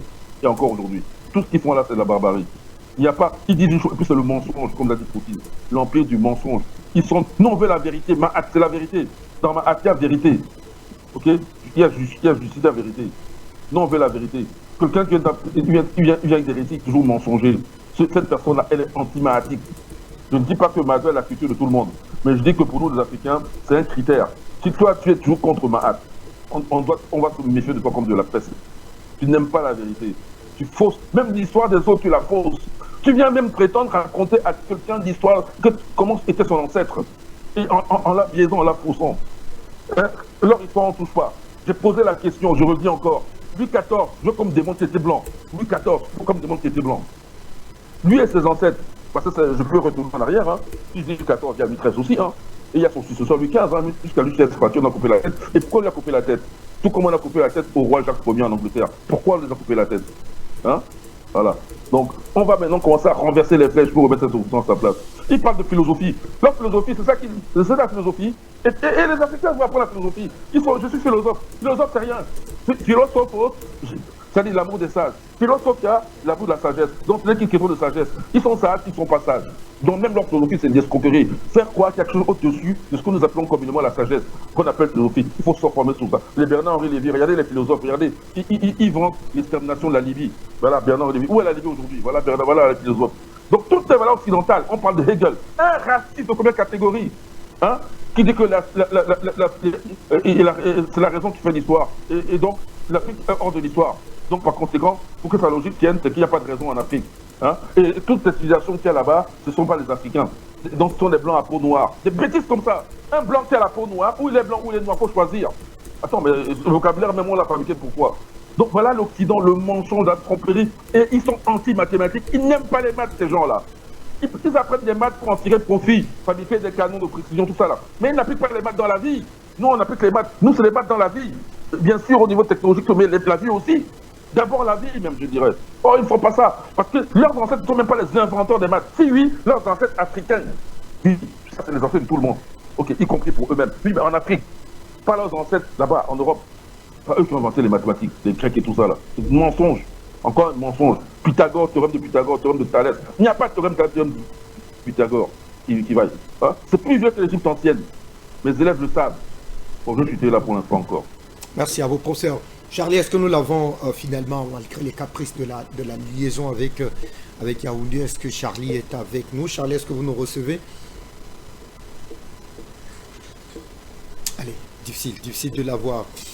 Sidi, je vous retrouve et la question, je vous la retourne, puisque là, on a véritablement une démarche américaine qui voudrait faire tâche au sein donc de cette Amérique latine. Après le Venezuela, beaucoup pensent d'ailleurs que le curseur serait donc sur Cuba. Mais avant, est-ce que la partie est jouée d'avance pour le Venezuela? Mon cher Fabrice, pour ne pas être traité de complotiste, parce que les panafricanistes ont toujours subi l'injustice d'être des complotistes, alors que l'empire du mensonge, à travers les médias traditionnels, financés par Jean Soros et son clan, sont les pires menteurs du monde. Maintenant, il y a que j'ai écouté de grandes personnalités raisonner et dire certaines choses par rapport à cette situation. Vous savez, l'enlèvement de Maduro ne peut pas être possible, ou bien n'a pas été possible qu'avec la complicité de certains dans l'appareil de l'État. Parce que c'est trop facile, en une nuit, c'est trop banal qu'on arrive à retrouver le président et ses quelques gardes du corps qu'on les assémine. C'est trop facile. Ça veut dire qu'il y a pas de complices. Est-ce que maintenant, dans cette complicité, il y a des gens bien placés, on ne saurait le dire. Parce que si c'est dans ce CIA, il y a des complicités au niveau de la défense du pays, ça veut dire qu'ils vont collaborer avec Washington. C'est ce que ça veut dire. Maintenant, si l'autre côté, si regarde, comme on connaît le Venezuela, parce que quand on a un appareil sécuritaire très renforcé, comme celui du Venezuela, parce qu'en Amérique latine, il n'y en a pas. Il n'y a pas deux. Un appareil fortement sécurisé plus que le Venezuela, il n'y en a pas. C'est faux. C'est du vent. Si on arrive à adopter la position bolivarienne qu'on connaît, c'est que c'est foutu pour les États-Unis d'Amérique. Parce que Maduro a réussi à armer tout le monde. Et vous savez, comme ça s'est passé au niveau de l'Afghanistan, où les éleveurs de bovins et de moutons ont chassé les Américains, ils ont appris la leçon. Voilà pourquoi personne ne veut aller, qu'on appelle faire la guerre sur terre au niveau du Venezuela. Nous allons observer un peu la situation pour voir les réactions de ces Bolivariens, de ces Vénézuéliens, pour comprendre les enjeux. Parce que s'ils n'ont pas vendu le pays, je vous jure, aucune armée américaine, même les services secrets les plus redoutables, les forces spéciales les plus redoutables des États-Unis ne peuvent pas pénétrer le Venezuela. Puisque tout le monde est armé, tout le monde attend de pied ferme, et cette guerre a été préparée pendant longtemps. Si aujourd'hui Maduro est tellement libre et décomplacé, comme tel que moi je l'ai vu, c'est qu'il y a une bombe qui attend les États-Unis au niveau du Venezuela. Et les autres régimes, surtout colombiens et cubains, sont aux aguets. Ils sont aux aguets. Ceux qui racontent leurs bêtises, là, les autres savent qu'après le Venezuela, c'est eux. Il faut être idiot pour ne pas comprendre ça. Et ils savent qu'après le Venezuela, c'est eux. Maintenant, il faut empêcher que ça se fasse alors au niveau du Venezuela. Hier, pas de voix, pas nos informateurs. Moi, j'ai appris très clairement qu'il y avait un afflux de Colombiens, de guerriers colombiens du retour de l'Ukraine qui avaient rejoint le Venezuela. Il y a le Hezbollah libanais et les forces de la résistance, y compris celles de l'Iran, qui ont rejoint, et qu'on appelle au niveau, qui ont rejoint le Venezuela. Et ceux-là ne vont pas rejoindre le Venezuela en sachant qu'ils ont déjà vendu, l'État est vendu à Washington. Et je vous assure, les États-Unis sont nuls en guerre, au niveau en guerre terrestre. Ils sont très nuls. Et là, surtout au sud du pays, avec les forêts immenses qui se retrouvent au niveau du Venezuela, Moi, j'ai mon tabouret bâtonné que j'ai déposé ici. Je suis assis sur ça et je rigole. S'ils n'ont pas appris de leurs leçons, c'est vrai qu'ils ont appris certaines des leçons, mais s'ils n'ont pas appris qu'il ne faut pas attaquer un pays souverain, je suis sûr qu'avec le Venezuela, le message sera très clair. Maintenant, l'effet domino, il y a un autre effet qui les attend, qu'ils n'ont pas prévu. Est-ce qu'ils ont prévu qu'on appelle la réaction au niveau de leurs États, au niveau des États-Unis d'Amérique aussi? Parce que les élections de mi-mandat viennent. Et déjà, hier, tous ceux qui ont suivi les chaînes, même les chaînes russes, ce ne sont pas Fox News seul. Il y a les Américains qui sont déjà au niveau de la résidence de Maduro où on l'a hébergé, lui et sa femme. Ils sont en train de crier à sa libération. J'ai peur pour eux que la bombe explose. Parce qu'il y a plusieurs affaires pendantes. Et Tucker Carlson qui est déjà contre cette attaque dont on connaît l'aura et l'audience. Mais j'ai peur que ça se retourne contre Trump et ces fanatistes qui sont en train de soutenir une opération criminelle. Donc, il y a plusieurs effets qui entourent la situation. Moi, je rigole. J'attends de voir si les Vénézuéliens vont livrer gratuitement leur pays et leurs ressources, pétrolières et gazières aux États-Unis d'Amérique pour se retrouver à la même situation que l'Irak, dans la même situation que qu'on appelle l'Afghanistan, appauvri et totalement détruit, comme la Somalie. Donc, il n'est pas encore question de se précipiter pour faire des analyses qui vont peut-être s'avérer être fausses. Mais moi, je crois que si le Venezuela va résister, les États-Unis sont trop petits pour pouvoir combattre au niveau du Venezuela. Je dis tous les fronts, au niveau des favelas, au niveau de la forêt, ils sont trop petits. Parce qu'ils vont profiter, les narcotrafiquants qu'ils cherchent là, vont profiter pour faire la peau et humilier l'armée américaine. Je vous remercie. Merci infiniment à vous, cher ami Abdourahmane Sidi. Professeur Japon Mbelek, la conséquence directe de cette intervention barbare des États-Unis, de cette invasion américaine du côté du Venezuela aujourd'hui sur le sud global, parce que beaucoup estiment qu'avec cette intervention-là, il vient donc de donner un véritable coup de massue à ceux qui pensaient effectivement que la mise en place d'un monde multipolaire était désormais une véritable réalité. Est-ce qu'il est clair qu'avec cette démarche américaine, on vient sa démarche vient de jeter un coup de froid autour de ce qui pensait effectivement que la mise en place d'un monde multipolaire était véritablement d'accepter que le sud global, lui également, pouvait aujourd'hui avoir véritablement, on va dire quoi, eh bien, la capacité de s'imposer dans ce Conseil des Nations?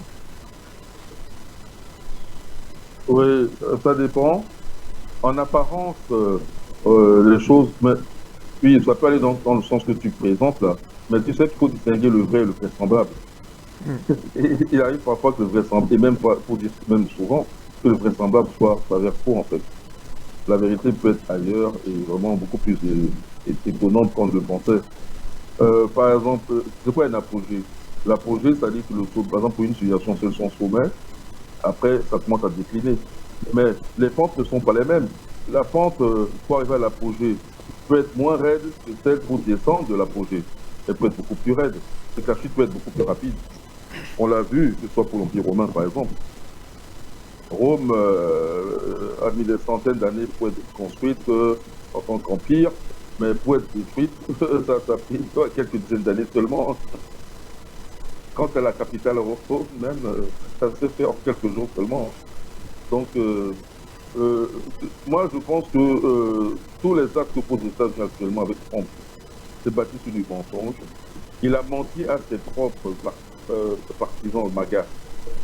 Make America Great Again. Ça ne voulait pas dire aller bombarder le Venezuela. Puisque à l'époque, les Occidentaux craignaient justement Trump dans son approche, comme ils le pensaient eux, dans son approche isolationniste. Et le voilà maintenant beaucoup plus impérialiste que jamais. Hein.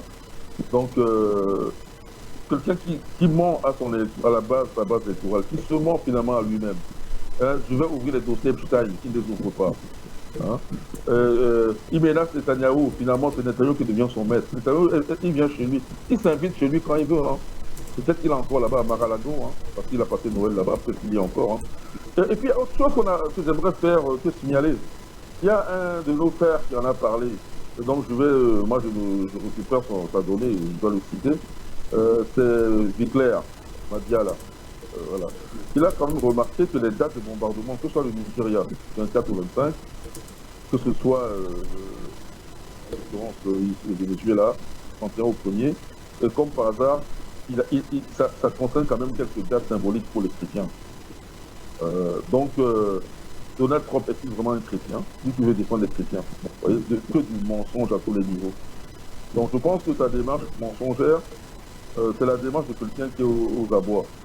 Et en fait, au-delà de Donald Trump, c'est clairement les États-Unis qui sont aux abois. Regardez la misère criarde aux États-Unis. Ce monsieur voulait lutter contre l'immigration, a-t-il réussi? Il voulait construire un mur, a-t-il construit son mur avec la même largesse qu'il le souhaitait? Hein? Donc il passe son temps, au lieu de réaliser sa politique MAGA, il passe son temps à essayer un peu de... En fait, il fait un travail d'état profond, et qu'il intervient à l'extérieur, à essayer un peu de détourner l'attention des Américains. Il y en a qui, pendant qu'ils bombardent des embarcations de pêcheurs, les Américains continuent à mourir sous le fait du fentanyl. Hein. C'est pas en une seconde ça va s'arrêter. Hein.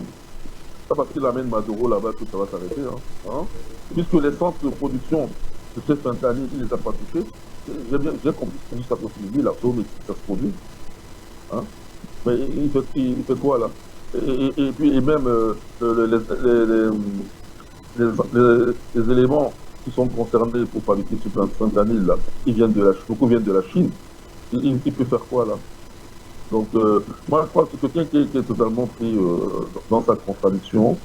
Mais à travers lui, c'est carrément l'approche états-unienne, parce que là, il fait le travail de l'État profond. Et on voit que l'État profond, il est en crise. Hein.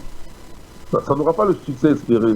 Ça, c'est juste les derniers soubresauts du coq à qui on a déjà commencé à trancher la tête, quoi.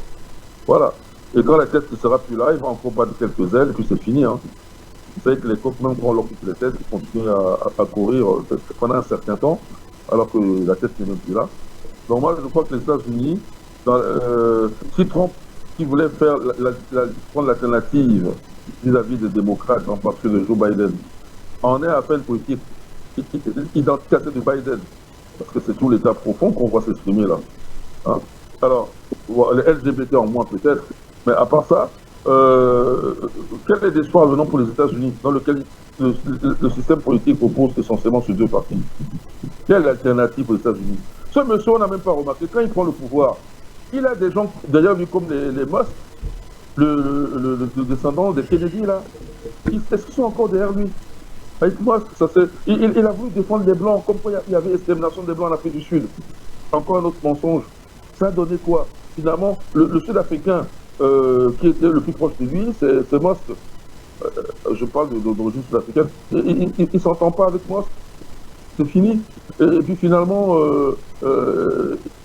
idem pour le fils Kennedy, là, on voit pas trop bien ce qu'il en est au niveau des poursuites, hein, surtout les criminels qui nous ont mis le Covid là, d'abord aux États-Unis en tout cas. Donc, moi je pense que ce qui devrait se faire, c'est au niveau de l'Amérique latine, qu'il y ait une union forte, militaire même si leurs alliés ne sont pas réunis comme ceux de l'AES, c'est une union forte qui est prête à faire face aux États-Unis, à libérer le Venezuela. Il devrait proclamer une libération totale du Venezuela, de la présence états-unienne, quelle qu'elle soit, même la plus petite possible, y compris au niveau de l'industrie. On n'a pas besoin des industriels américains pour extraire le pétrole du Venezuela. Au contraire, ils viennent piller. Il y a d'autres nations qui peuvent aider. Même en Sud-Américains, il peut y arriver, même si c'est lentement au départ. Puis à la fin, ils vont y arriver. Ça sera peut-être lent au départ, on n'aura pas autant de tonnes de barils. Et puis ça sera à toi de faire la course d'exploitation de barils. Étant donné que si c'est les États-Unis qui sont là, qui produisent autant de tonnes de barils de pétrole par jour, ça profite d'abord aux États-Unis. Alors, donc autant aller lentement, mais sano, voilà. Piano, mais sano. Et puis avec une souveraineté sud-américaine. Le Brésil a une excellence dans l'exploitation du pétrole. Il y a Petrobras, ça existe. Donc, ils n'ont qu'à se mettre ensemble et puis faire front pour éviter justement que Donald Trump s'en retourne contre Cuba et après contre la Colombie et les prendre un par un, alors qu'ils peuvent faire front tous ensemble et imposer leurs lois. D'abord en faisant une réunion extraordinaire des organisations latino-américaines, et puis ensemble se mettre d'accord pour une réunion extraordinaire à l'ONU, même si ces États ont le droit des veto. Mais au moins l'auront entendu, ils auront été condamnés, quitte à ce qu'ils mettent leur veto. C'est pour leur dire que sachez que le reste du monde n'est pas d'accord et on ne vous laissera pas faire. Ça compte aussi. Oui. Donc moi je ne désespère pas. Je pense que Donald Trump est seulement en train de réveiller le monde. Les gens sont en train de se réveiller lentement. Il est en train de réveiller le monde. Il y aura une solidarité sud-globale. Ça peut prendre le temps que ça prend, mais pas se faire. Justement, Trump nous aide pour accélérer le processus. Merci. Voilà. Merci à vous. Avec des attaques ignobles. Sidi, je vous retrouve sur cette même préoccupation, peut-être beaucoup plus précise, notamment au continent africain. Est-ce que l'on devrait aujourd'hui craindre véritablement une autre forme d'invasion sur le continent? On rappelle que le 26 du mois dernier, eh bien, on voyait Israël reconnaître pour la première fois l'indépendance du Somaliland, cette espèce de territoire qui revendique son indépendance depuis plusieurs années, eh bien, au détriment donc de la Somalie. Quels sont les enseignements que l'on devrait tirer effectivement de cette invasion américaine en territoire vénézuélien?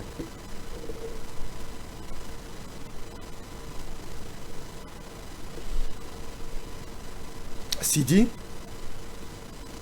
Mon cher Fabrice, ouais, Sidi. Lorsque nous savons que, oui, mon cher Fabrice, lorsque nous savons que les plus gros narcotrafiquants sont réfugiés au Mexique, aux États-Unis et protégés. Vous m'entendez? Parfaitement, Sidi. Lorsque nous savons que les plus grands narcotrafiquants sont réfugiés aux États-Unis et leur argent est blanchi par qui? C'est au Cameroun on blanchit l'argent des narcotrafiquants. Les sociétés écrans qui existent un peu partout, c'est au Venezuela que les sociétés là existent. Est-ce qu'on fait de trafic d'armes, de trafic de cocaïne qu'on appelle au Venezuela plus qu'en Mexique? Les Mexicains, c'est des narcotrafiquants. Tout le monde le sait. Pourquoi on n'a pas attaqué le Mexique? En Colombie, c'est des narcotrafiquants. Pourquoi ils n'ont pas attaqué qu'on appelle, ils reconnaissent même ça, ils ont même légalisé certaines formes de cocaïne, qu'on appelle de cocaïne, au niveau de leur pays. Pourquoi on ne les attaque pas? Si les familles les plus riches du monde utilisent la cocaïne, la drogue, pour blanchir de l'argent de la drogue et de la cocaïne et que personne ne dit rien, et que Trump nous sorte aujourd'hui cette affaire de lutte contre le trafic qu'on appelle de drogue pour attaquer un pays indépendant souverain, ça veut dire que les Africains doivent avoir peur. On sait qu'ils ont déjà envahi et ils ont fait les frais. La Somaliland, mais c'est à cause de l'humiliation de 2003, non? Mais vous avez oublié, ou en Afrique ici, on a humilié, bâtonné l'armée américaine, on a traîné leur corps ici, au niveau des Chebabs là. Vous avez oublié? Mais l'Amérique n'a jamais oublié ça. C'est pourquoi il faut diviser, il faut détruire la Somalie. Maintenant, vous dites qu'on doit avoir peur en Afrique pour l'attaque de Venezuela. Ce n'est pas seulement à cause de ça. Mais qui est en train de détruire le Congo? Qui est en train de diviser le Soudan? Qui est en train de créer le chaos qu'on appelle en Afrique de l'Ouest, au Sahel et au niveau de l'Afrique centrale, au niveau de la République centrafricaine et du Cameroun? C'est moi qui suis le propriétaire des Amazoniens. Le truc est là devant nous. Les panafricanistes ont crié. Lorsque nous analysons tout ce que les professeurs Mbelek avaient dit avant que nous on ne rejoigne, qu'on appelle leur pas, mais c'est toujours la même chose. Mais ils n'ont jamais voulu écouter ces Africains. Ils sont tellement préoccupés par les danses, par les stades de football, ou bien par des conneries que les Européens nous créent pour nous occuper, et ils oublient l'essentiel. Et l'essentiel aujourd'hui, c'est de se protéger. L'essentiel aujourd'hui, c'est d'oublier nos petites mésententes dans nos micro-États inutiles créés. La préoccupation première devrait être comment nous protéger ensemble. Puisque lorsque l'impérialisme va venir, il ne va pas distinguer les soutiens de l'impérialisme, les valeurs locaux, des patriotes qui vont nous exterminer tous. Ou bien ils font la différence entre les Congolais au nord Kivu. On sait qu'ils soutiennent les États-Unis là-bas. Mais ils s'en fichent.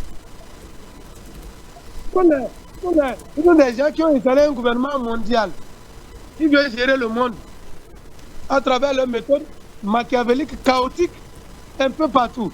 Les mêmes qui exploitent les Européens, les Latino-Américains, ce sont les mêmes qui exploitent les peuples africains. À nous de savoir où est la priorité en Afrique. Et notre priorité, c'est de rejoindre l'AES pour former un futur État unitaire avec une diplomatie commune, une monnaie commune et une défense commune. Ce n'est que comme ça qu'on pourra résister. Tous ceux qui se mettent en concubinage incestueux à cause des billets de dollars, les billets à planche, ou bien les billets de francs CFA, contre la tête de leurs ancêtres, ils se trompent. Ils n'auront même pas le temps de dépenser l'argent qu'ils auront reçu de leur maître, parce qu'ils seront tués. Les enfants seront tués et leurs parents aussi seront tués comme nous, nos parents. Mais ça veut dire résister ou périr. On doit s'unir. Et les peuples africains doivent savoir que le combat que l'AES est en train de mener, c'est un combat juste. C'est un combat pour la dignité africaine, c'est un combat pour la libération définitive et complète de notre continent. Ce n'est pas un combat du Sahel, non. Il faut être idiot pour comprendre ça de cette manière. Voilà pourquoi j'en appelle à la conscience africaine. J'en appelle à la jeunesse panafricaniste et la jeunesse africaine conscientisée de prendre ses responsabilités dans chaque pays et de commencer par agir. Sinon, ils vont nous exterminer. Et lorsque nous allons faire les idiots à nous taire, on attaque le Venezuela, on attaque les latino-américains, ça veut dire indirectement, comme le disait le président Gbagbo, lorsque la maison de ton voisin brûle et que tu te tais, le feu va venir chez toi. Donc il faut que nous nous unissions, il faut que l'Afrique sache que la priorité et que la rupture avec l'Occident, ce n'est pas la démocratie, la rupture avec l'Occident, ce n'est pas le droit international, la rupture avec l'Occident, ce n'est pas qu'on n'appelle pas les lois occidentales, mais la rupture avec l'Occident doit être brutale, réciproque, et puis qu'on appelle le seul langage que l'Occident comprend, c'est celui de la réciprocité. Ils te font quelque chose du mal, tu dois payer du mal. Donc, la patrie ou la mort, nous vaincrons. Merci à vous, professeur Jean-Paul Bellec. On referme avec vous. Quelles sont les grandes leçons à retenir de ce feuilleton vénézuélien qui s'est ouvert donc à la suite de cette invasion américaine qui fait couler beaucoup d'encre et de salive depuis quasiment les premières heures de la matinée du 3 janvier 2026. Ouais, j'aimerais d'abord signaler, si tu me permets, que le fentanyl dont Donald Trump accuse le Venezuela d'exporter aux États-Unis et que ça tue beaucoup d'Américains, eh bien, ça soigne plus d'1 million d'Américains. Hein. Parce que les gens atteints de cancer, ça fait partie des médicaments qui les soulagent. C'est 50 à 100 fois plus performant plus calmant que la morphine.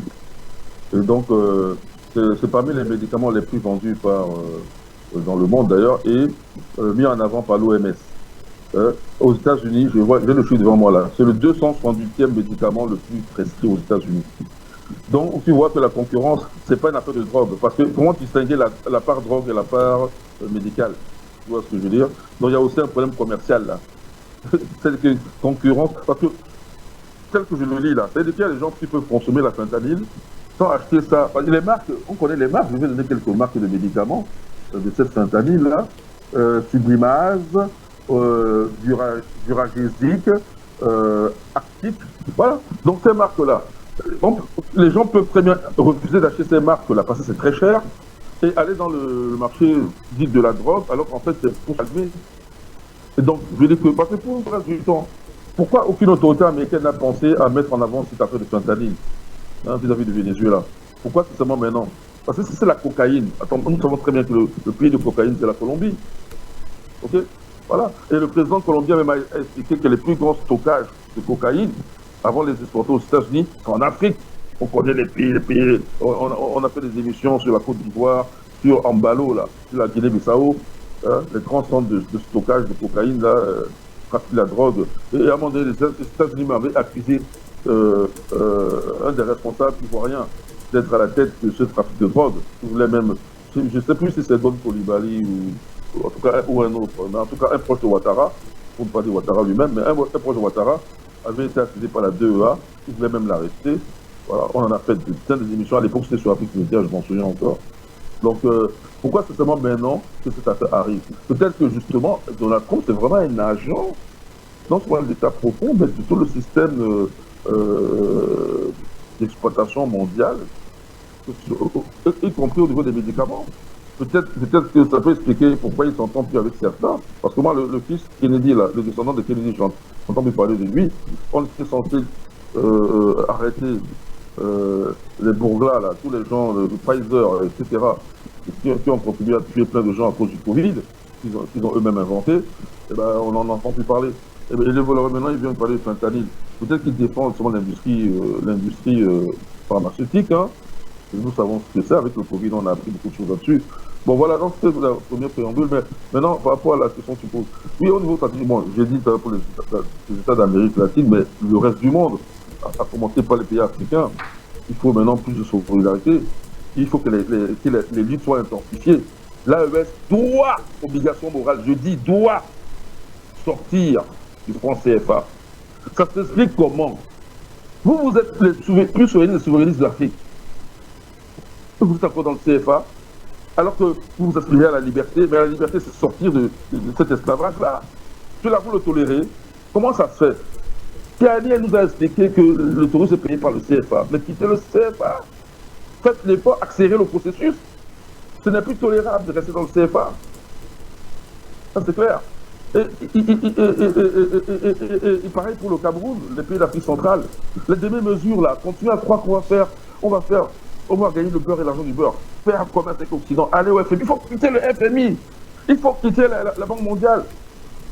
C'est fini. S'il y a des dettes à rembourser, on les rembourse, on est en quitté. Comme ça, au moins, c'est qu'on a fermé le robinet de la dette et on va rembourser, c'est fini. On n'en parle plus. Sans compter que cette dette-là, une bonne partie est coloniale, c'est-à-dire que c'est les colons qui ont contracté la dette et nous, on est là pour payer continuer à la payer. Pourquoi, hein? Donc, les nouvelles dettes, là, ça ne construit pas le pays. Ici, au Cameroun, ça ne construit pas le pays. On s'endette de nouveau et ça ne construit pas le pays. Il y a même des détournements de fonds, alors ça sert à quoi? Il faut sortir de là, c'est une autre leçon à tirer. L'autre leçon maintenant, c'est il faut qu'au niveau des États du Sud global, on comprenne que le destin est scellé.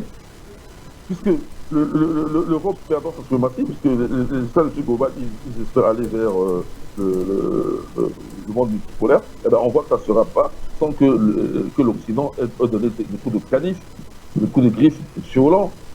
Donc il faut maintenant être beaucoup plus solidaire et être prêt à affronter cet Occident si c'est nécessaire. Et ça sera bon pour l'humanité. C'est pas que nous autres nous aimons la guerre. Non, loin de là. Mais c'est bon pour l'humanité. Il vaut mieux en finir une fois pour de bon, on n'en parle plus. Et toute l'humanité respire. Il faut arrêter de faire les demi-mesures. Alors, maintenant, au niveau je reste au niveau de l'AES, et même de l'Afrique en général, mais l'AES, vous comprenez pourquoi ça nous préoccupe. Les infiltrés. Il faut tirer la leçon sur les infiltrés. Les services secrets doivent être plus efficaces et moins de tolérance. Parce que quelqu'un a un discours, il présente bien, il a des vues. Donc, mais combien de gens on a reçus là-bas au Venezuela? Et combien parmi eux ont ramené ne serait-ce que des noms? Oui, telle personne, je suis avec lui, il est facile à contacter, on peut l'approcher plus facilement, il est prêt à s'appuyer. Et voilà, ils vont à la mèche. Et maintenant, voilà les gens de la CIA qui arrivent et commencent à essayer de corrompre cette personne. Parce qu'on sait déjà qu'il est corruptible. On a déjà des renseignements. Et sans compter sur le plan stratégique, militaire et consort, les positions de tel ou tel élément, de telle ou telle capacité. Non, il faut arrêter d'être aussi naïf dans l'approche haute communicationnelle, quoi. C'est-à-dire que pas parce que quelqu'un qui dit vive l'AES, il aime l'AES. Il est peut-être déjà vendu. Pas parce qu'il le dit bien. Il y en a qui parlent moins bien que d'autres. On le voit même dans nos émissions. Tout le monde ne parle pas aussi bien qu'un autre. Les littéraires, ils parlent très bien. Mais souvent, ils ne disent pas grand-chose. Ils répètent 10 fois la même chose. Et un scientifique peut très bien ne pas très bien parler, mais en fait, une seule de ses paroles, on va leur 1000. Voilà. Bon, donc je dirige pas le clin d'œil vers moi, hein, justement donner des exemples. Voilà. Donc je pense que les leçons, elles sont nombreuses. Où on est allié avec la Russie, où on n'est pas. Ici, on est allié avec la Russie et la Chine, il faut que les accords soient clairs. On ne peut pas être allié avec la Chine et la Chine vous fait des sales coups derrière le dos au niveau économique. Non. Et pourquoi elle le fait? Parce que certains Chinois, parce que peut-être que les Chinois ne contrôlent pas tous les Chinois. Je ne sais pas quelle est l'approche chinoise. J'ai l'impression qu'ils ne contrôlent pas tous les Chinois. Il y a la matière chez les Chinois aussi. Donc, il faut être sérieux. Si on est sérieux, Hein, je reviens sur Ruffin, là, il a répété ça plusieurs fois par rapport à la Chine. Il dit qu'il faut être sérieux avec les Chinois. Oui, il faut être sérieux avec les Chinois, mais avec tout le monde. C'est ton sérieux qui fait qu'on te prend au sérieux et qu'on te reste, on fait attention à toi. Là, tu ne peux pas en même temps faire venir Pierre et Paul sur ton sol. Je pense à la Centrafrique. Tu as des